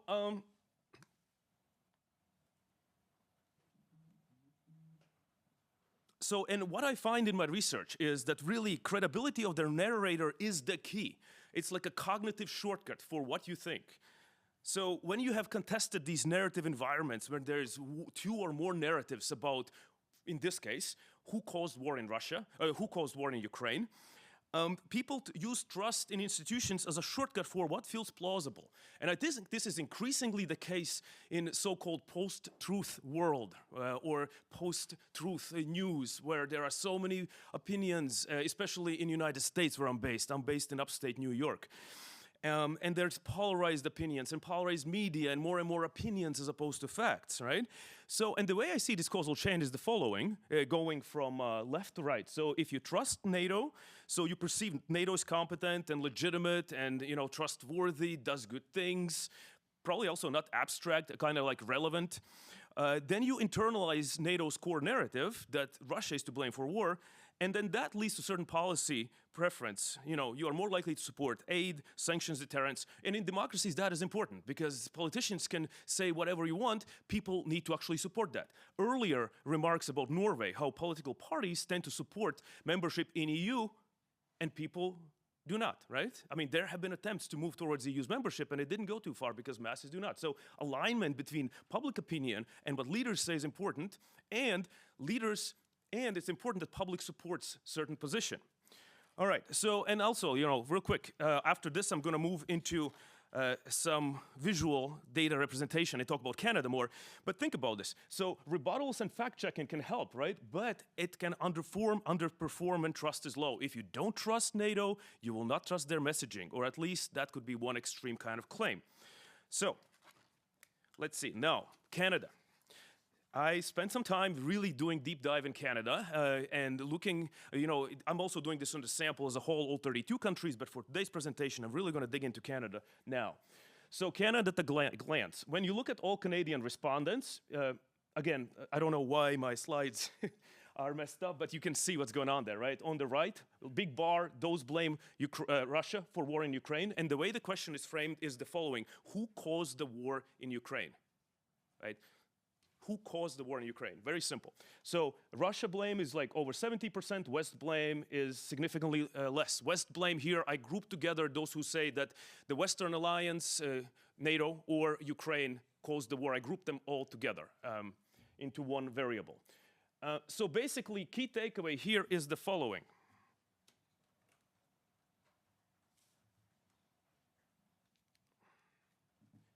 That basically West blame 8%, Russia blame 84%. Also, I don't have this bar here, but 60% of Canadians trust NATO. So like either trust or highly trust or rather trust, and then others either don't trust or just don't give response. Now, okay, so now if you look at this, those who trust NATO versus those who do not trust NATO, and what else they say. So those who trust NATO, over 90% also blame Russia for war in Ukraine, and a few blame the West. Those who do not trust NATO, from those people, slightly more than 60% blame Russia, and then West blame goes up to about 15%. So this is the key. This is basically, what I'm trying to say. If you trust NATO, and these, if you want statistical jargon, this is statistically significant. So, right? But do you really need some sort of tests? You can look at the bars and kind of, make pretty reasonable guess. This is a significant difference, right? So if you trust NATO, you will blame Russia to way more significant measure than if you do not trust NATO, right? So it's like almost 4 times higher. Those who blame West are 4 times more among those who do not trust NATO, right? And this is the message I'm going to drive home for the rest of my presentation. But if you would like, I can also give you some other factors that shape blame attribution in Canada. I'll just project them and we can spend a minute or two. But this is the number one. Really, trust in NATO jumps out more than anything else. That it shapes you, shapes your views. And in Europe, it's also trust in European Union. In Canada, since Canada is not a member of European Union, we don't ask that question, do you trust European Union? Once you look at the sample as a whole, you look all variables which would predict, logistic regression. Are you more likely to say Russia is to blame or the West is to blame? And then what are the variables that really jump out at you? In European Union countries, it's NATO, in EU right there, and then others. In Canada, we don't have European Union measure, but like this. So here are some other ones. If you really want to be like geeky, scholarly, and you look at all others that indicate, are you more likely or less likely to say Russia is to blame or the West is to blame? But these are not as significant as trust in NATO, right? So just out of curiosity, right? West, more educated, and those who trust army are more likely to blame the West. I can't explain that, the trust army part. I do not know, right? And then less likely, religious non-believers. So basically, I don't believe in God. They're less likely to, that's statistically significant. This is all statistically significant, right? Women, those who trust courts, and older, more likely to blame Russia. Religious non-believers, white, ethnicity and race white, French speakers. Significance difference. If you compare French speakers to English speakers, French speakers are significantly more likely to blame Russia. Older respondents, right? And then those who less blame Russia, like more educated, those who don't trust army respondents with children. So, okay, again, these are some other things, but they are less significant than NATO blame or NATO trust. Okay, moving on.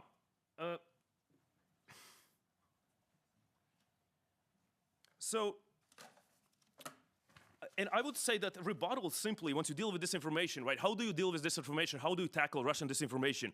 You you shut down Russian bots, or you block Russian certain websites.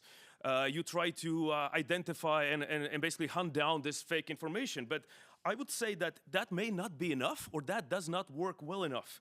Because in practice, like, truth competes with trusted, right? And again, I'm restating the obvious, right? When the trust is low, you can even try to counter Russian disinformation, but people will be still more likely to open some other kind of viewpoints, not the Western alliance view. And that's why it's really important for policy reasons to raise institutional legitimacy and trust in NATO. My last slide will talk about that, how that could be done, just some suggestions. And policy people in the room and in the online audience can probably tell me even way better policy suggestions. So what can Canada and allies do, and how can we deal with this fact that Russian disinformation, this position blaming the West for war in Ukraine, that is so closely linked also with the distrust in NATO and so on. So what could be done here? So I kind of came up with 3 bullets: pre-bunk and build mental resilience, right? So simple messages delivered by trusted messengers. So you could warn people and educate them on manipulation tactics and what exactly Russia is doing. Scandinavian countries are doing this already extensively. Canada, I think, is thinking about that, perhaps doing it a little bit. Pre-bunking is about basically before Russian disinformation happens, you tell people what to expect.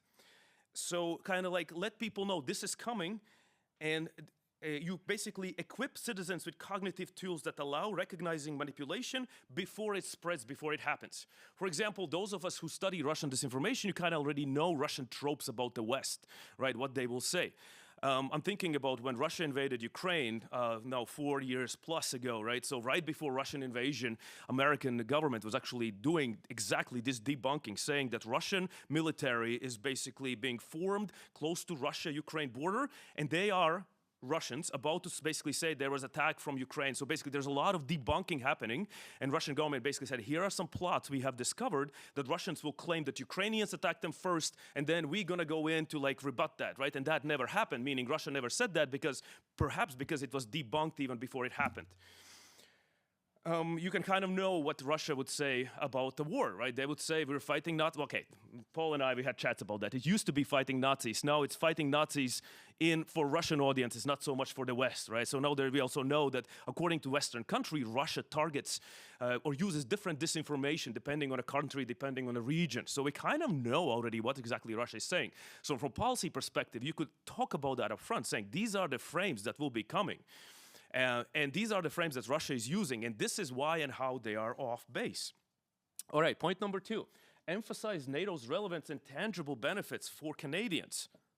In my mind, right, think about this. If NATO is seen as this abstract, out of touch, or irrelevant institution, something distant that Europeans care about, but we don't, we, Canada, you don't. I'm from the United States, right? So it's harder to trust this institution, I think, right? Or I'm theorizing now, right? So I think, how could we make NATO more relevant to those who don't trust NATO in this country or have a bad opinion of NATO? Have some sort of information campaigns where you connect NATO to Canadian security, deterrence, Arctic security, like we did earlier today, right? There wasn't much mention of NATO, but like, is there a way to kind of bring in NATO? And purely just perhaps economic stability, but purely just some sort of like informational campaigns about why NATO is good, how NATO is relevant, how NATO is not abstract or out of touch, I think could do quite a bit of good in terms of, I'm guessing, right? In terms of raising confidence in NATO. And then if that's achieved, then NATO messaging will resonate better among the people. So when NATO is seen as tangible, as relevant, as delivering benefits, doing something for Canada as opposed to this abstract concept, I have no idea what it is, right? Its narrative authority strengthens, right? Then trust in what it says strengthens as well. And in long term, that can help to sustain support for NATO and NATO's actions and so on, I think.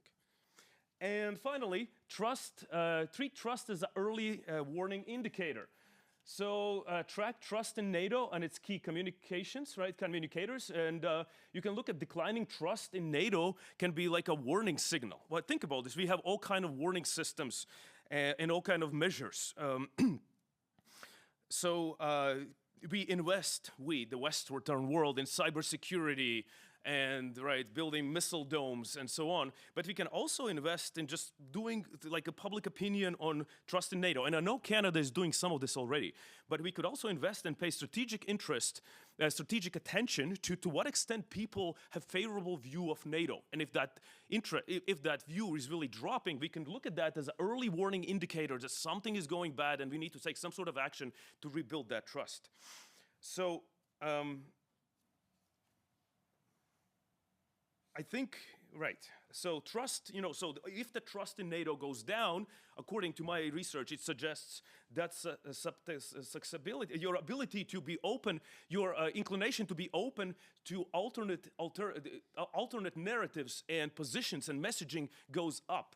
So, and if trust in NATO is low or goes down, you're less likely to trust NATO in NATO messaging and more likely to be open to alternate messaging, such as Russian messaging, right? So this is how I kind of connect it in a scholarly way in 15 minutes. Do I still have 1 minute? Oh, no, okay, good. Thank you. All right, thank you.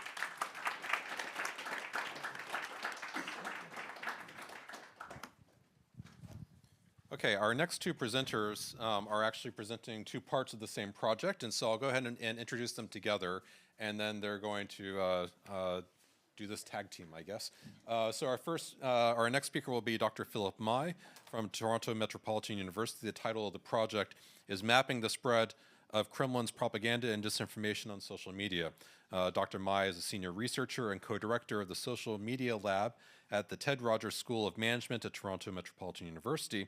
He also co-founded the International Conference on Social Media and Society, and his research examines how people use social media with a focus on disinformation, propaganda, foreign interference, conspiracy theories, AI-generated deepfakes, online toxicity, digital democracy, and political transparency. I'm glad that list ends on a positive note.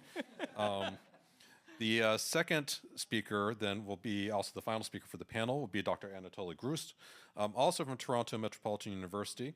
He is co-director of the Social Media Lab, Canada Research Chair, and professor. He explores how social media changes how people and organizations communicate, collaborate, and disseminate misinformation. So, Dr. Mai, please. Okay, can you bring my slide up? Thank you. All right. Good afternoon, everybody. I'm the second last speaker before you all get to go home, so I'm going to keep it brief and go quickly. This afternoon, I'm going to go over some of the projects that we're doing at the lab to map basically the spread of Kremlin disinformation online. We're relatively new to this community, so I want to do a quick introduction about our lab and what we do so that you have a sense of where we're coming from. And then I'm going to go over one of our major projects in this area, which is maintaining the conflict misinfo research portal. And then Anatoly will take over and go into details about one of our case studies. All right, so a little bit about the lab. The lab started about 15 years ago at Dalhousie. We're now at Toronto Metropolitan University. But basically, we looked at how social media is changing the way people connect, communicate with each other, but more recent years, we've been focusing mostly on how it's causing, the erosion of trust and creating spaces for misinformation and disinformation online. Our work has been featured in a wide variety of mainstream publications over the years. So as you can see, there's a lot of earned media. We work a lot with media organizations, helping to disseminate some of our contents and the work that we've done, catching misinformation from various entities online. The other thing that we do at the lab is, of course, we train highly qualified personnel. So a lot of our people are computer scientists, sociologists, psychologists, and so on, that go on to become assistant professors somewhere. And typical of any research lab, we do what you expect of a research lab. We publish peer-reviewed journal articles, poster presentation like this. And of course, in recent years, we've gotten into publishing a lot of public report due to the fact that we realized that with the peer-reviewed publication cycle, it might take 2 years before some of our content become visible online. So we started doing a lot of public reports. We now have, I believe, around 11 or 12. We look at everything that's related to social media, but we usually take a look at something that's topical, that's happening every time we run one of our social media report. We usually add things, for example, during COVID, we added questions regarding COVID misinformation. When the Russia-Ukraine war happened, that's the year we also redo the Social Media and Society report. So then we add on the Russian-Ukraine misinformation, and that's the report that some of you in this room might be interested in. The other thing that we do that is known in the community is that we make software for other people, like some of the people in this room who want to collect social media data to do their studies. So one of our flagship tool is the Communitalytic system that allows you to collect data from everything from TikTok to Mastodon to Blue Sky, Reddit, and so on, so that you can do your studies. And the other thing is that the system also comes with tons of analytical software built in, like the sentiment analyzer, civility analyzer, topic analyzers, and so on. So it's an all-in-one kind of system.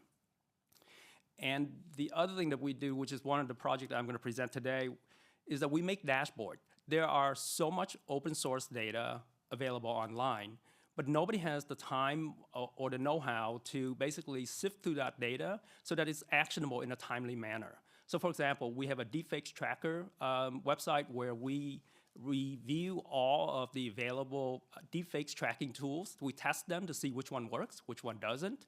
We gather information about the belief and the spread of deepfakes in Canada, so this way the Canadian government have a better sense of what people are experiencing online. And then recently we launched the note tracker. For example, if you go on X today, you can see notes created by other users who want to flag a piece of misinformation they see on X.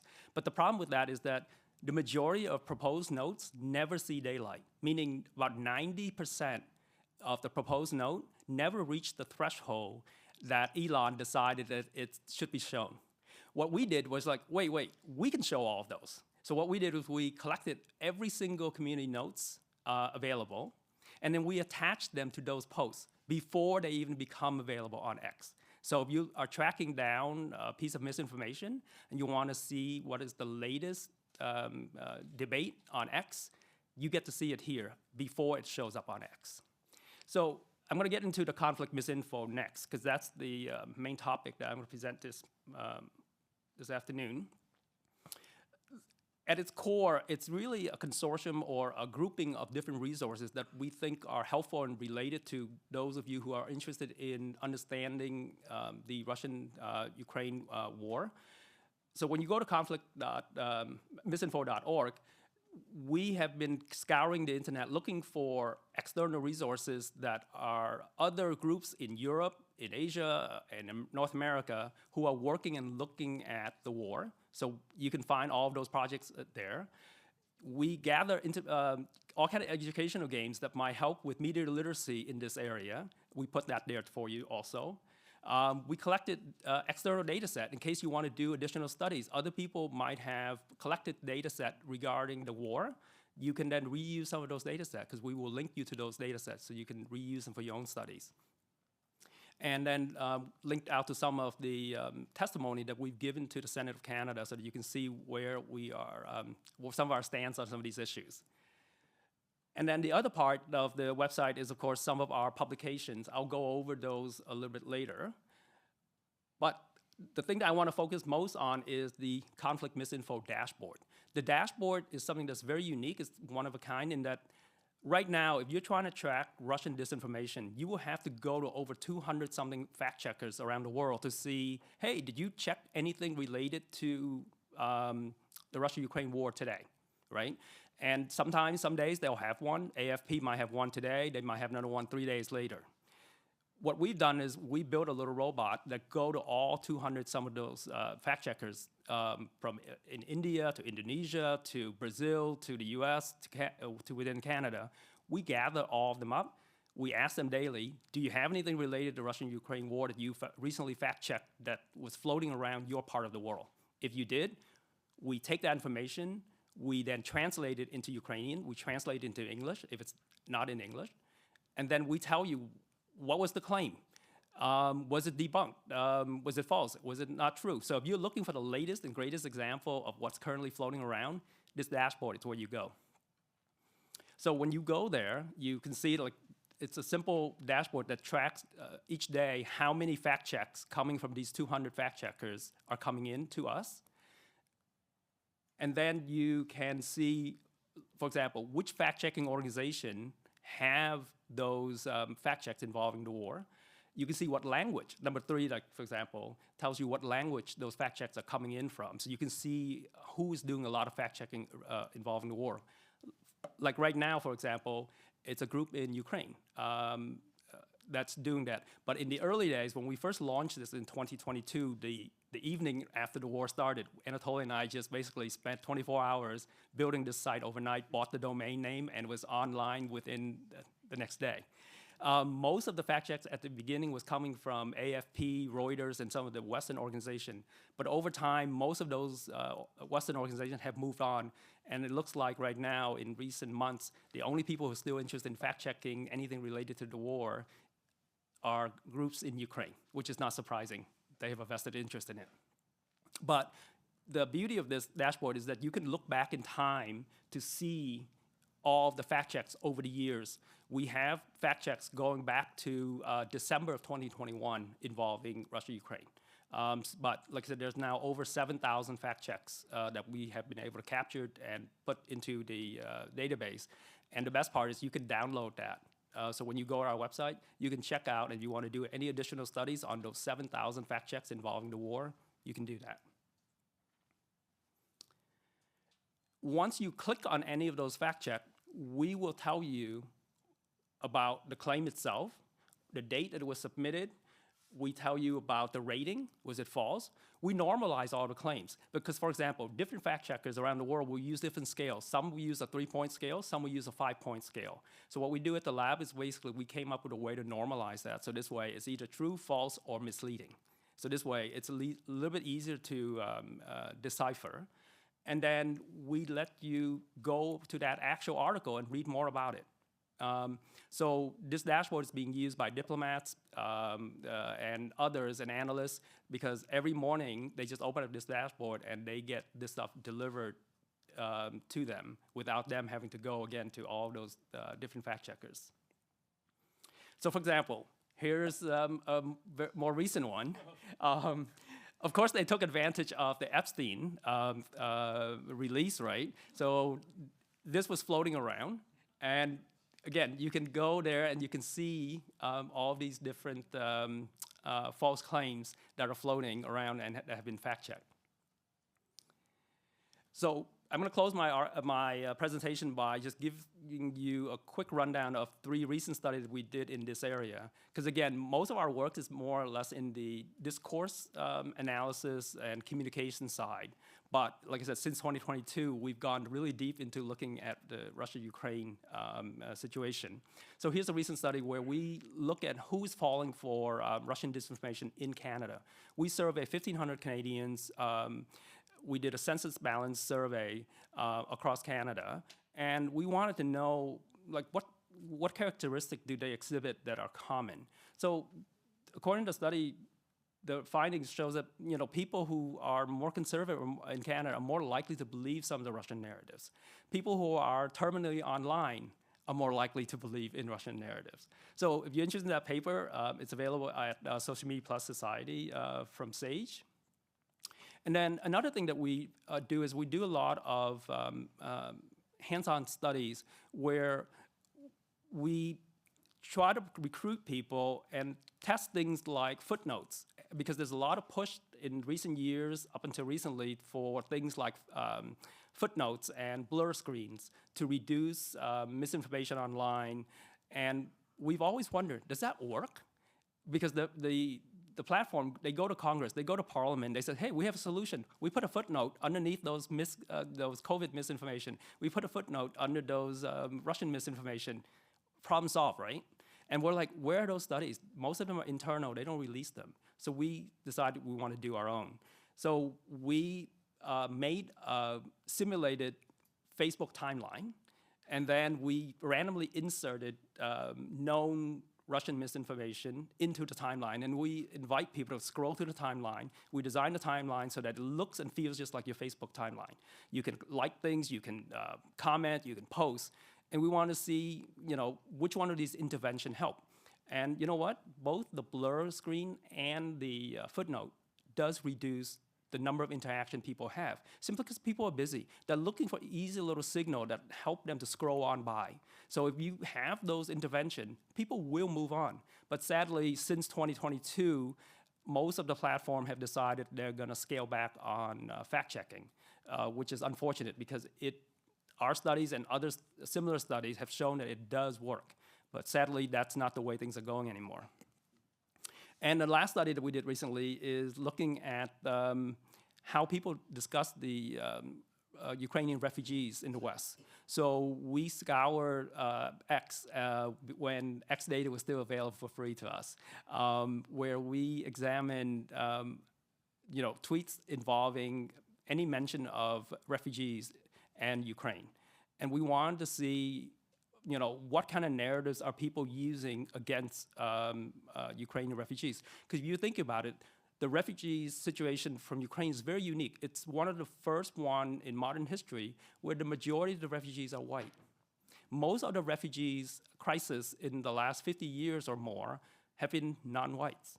So that means that the things that people who are against refugees that used to attack those people, they can't always use them against Ukrainians. Right? So we wanted to know, how did they adjust? What framing did they use to attack refugees from Ukraine versus other types of previous refugees groups? So if you're interested in that kind of study, check that one out. So in closing, what we do at the lab is we do research, of course. We train, we organize, and we develop software that allow other people like yourself to do what you do better. Okay, thank you.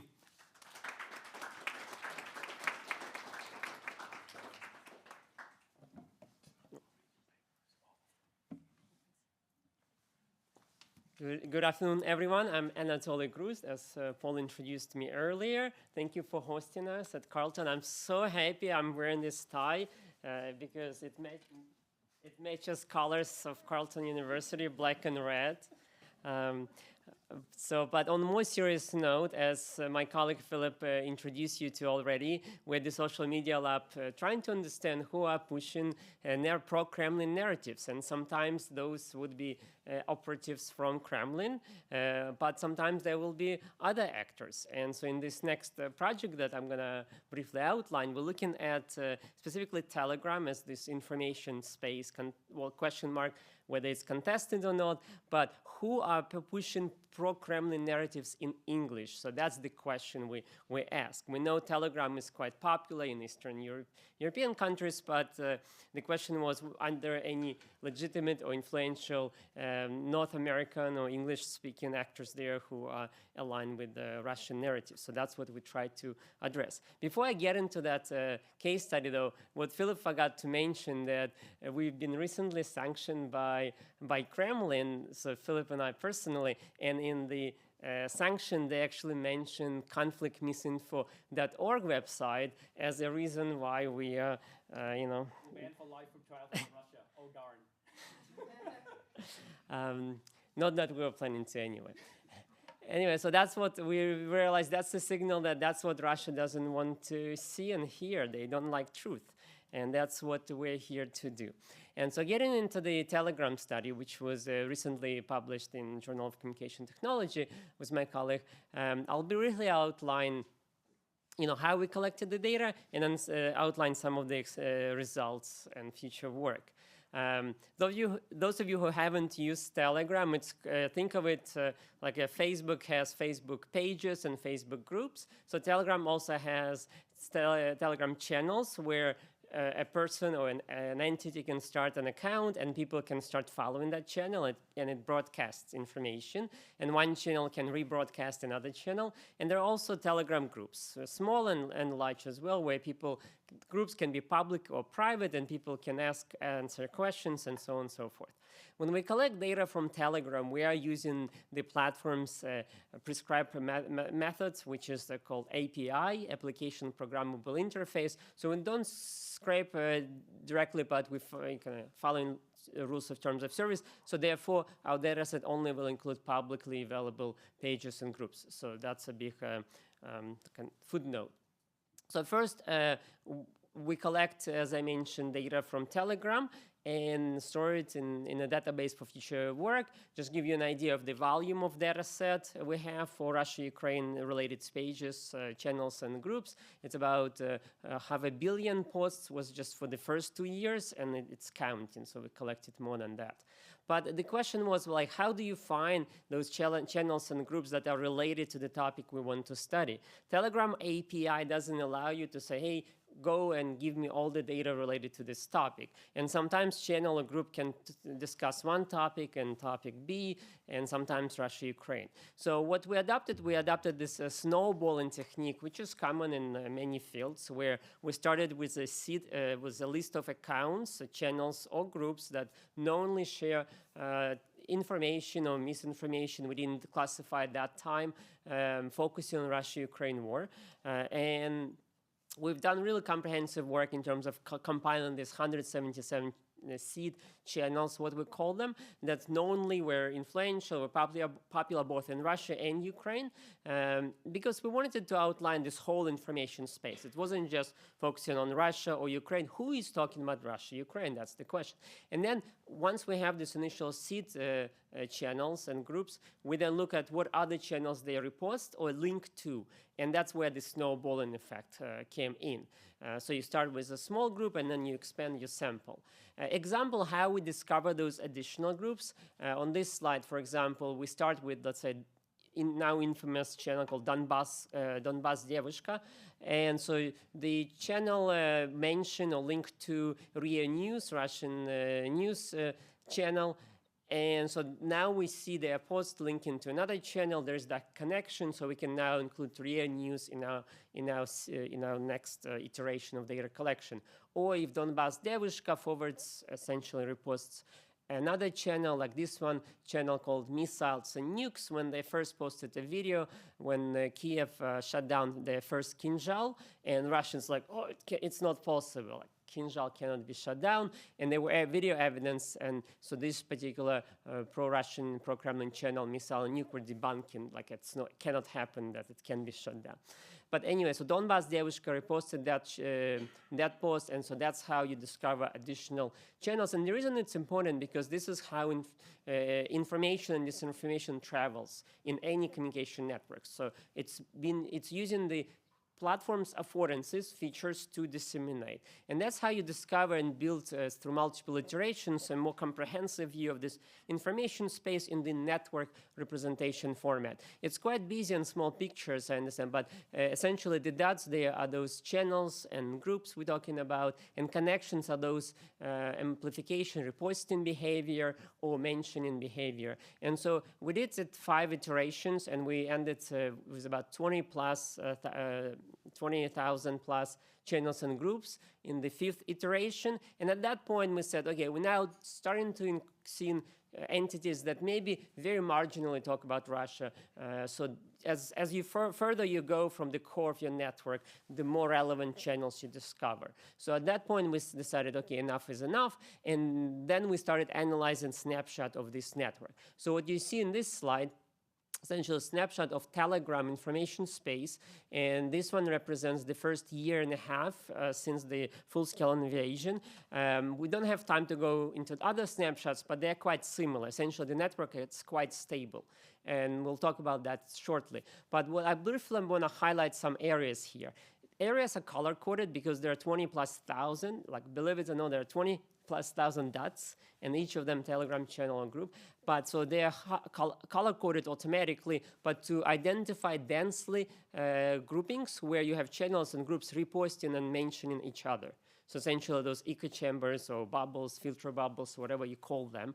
And so to highlight the number 1 in the purple color group, that's actually Ukrainian groups or pro-Ukrainian groups. And even though percentage-wise they occupied about 15% of the network, so you can say, oh, it's the largest groups. In fact, the rest of the groupings, except perhaps the Western ones we talk about shortly, most of the other channels are Russian or pro-Russian channels. So essentially this information space, it's very little contested. It's really, a Russian or pro-Russian space. So if anybody trying to get try to get credible information from that information space, good luck. You have to be very selective. You have to be very knowledgeable. In fact, not recommending for credible news.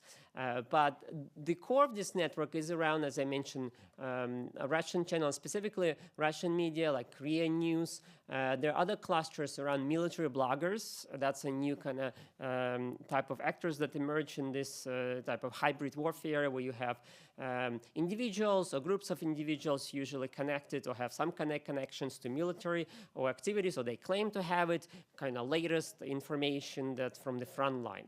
And so they're gaining a lot of influence through that way.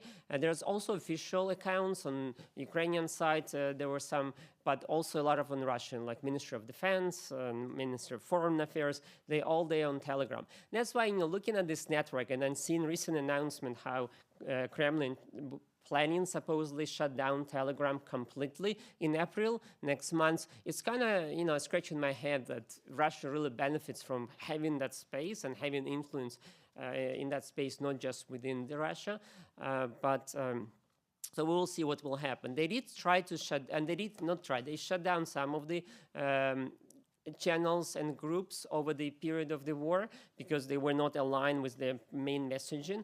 But the network I mentioned earlier, quite stable. The density of it really tells you a lot. So essentially, if you take out one of the channels and groups, nothing major will happen. So that's why it's quite, it's not susceptible to blockage of individual channels. It's resilient. So that's why Kremlin can control what kind of information is being seeded and can removing those outliers who don't post narratives that aligns with them without really destroying their information infrastructure. So it's again, very strange they're going to shut down that advantage they have in this area.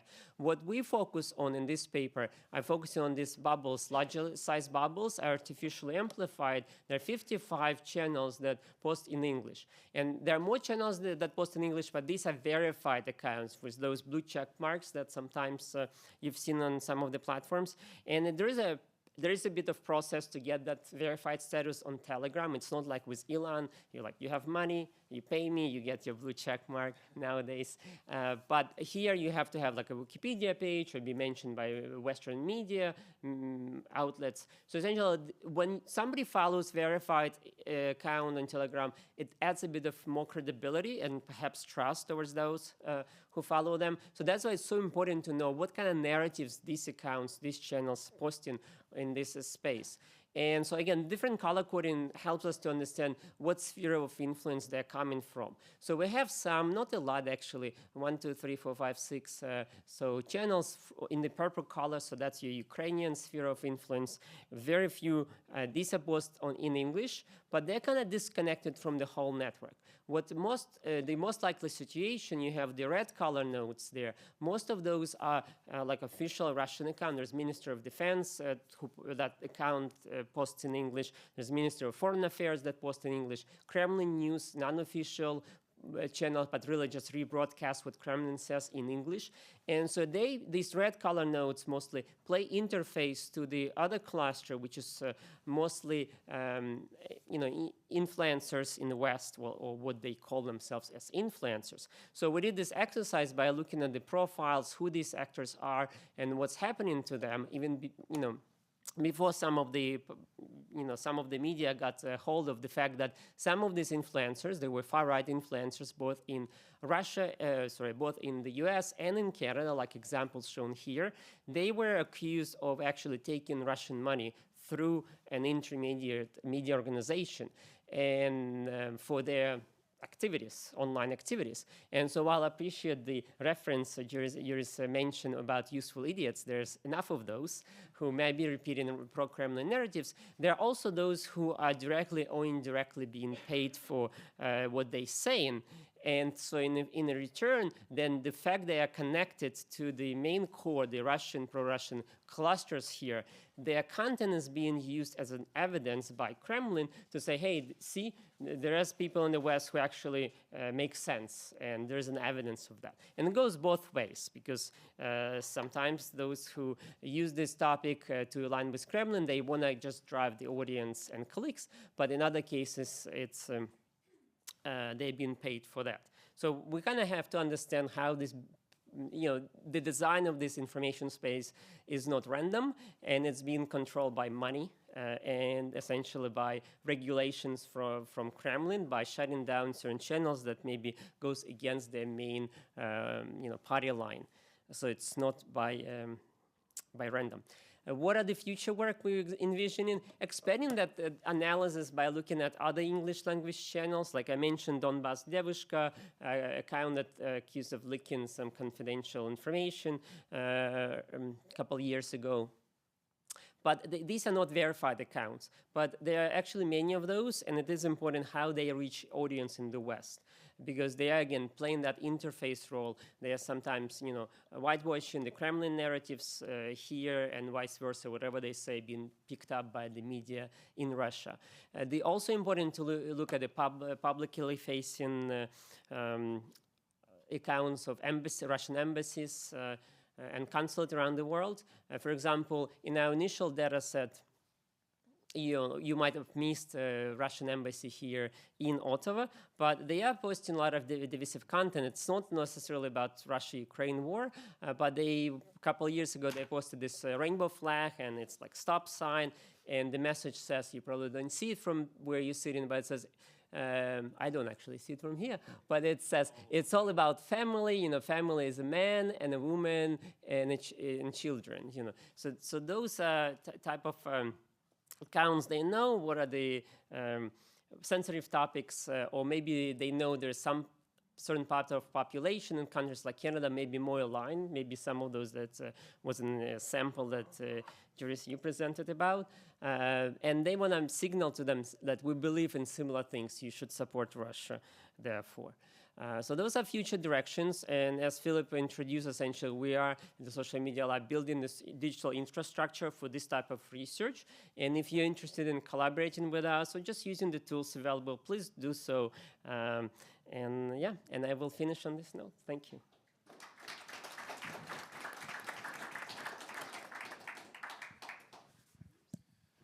Okay, those were some excellent and data-rich presentations.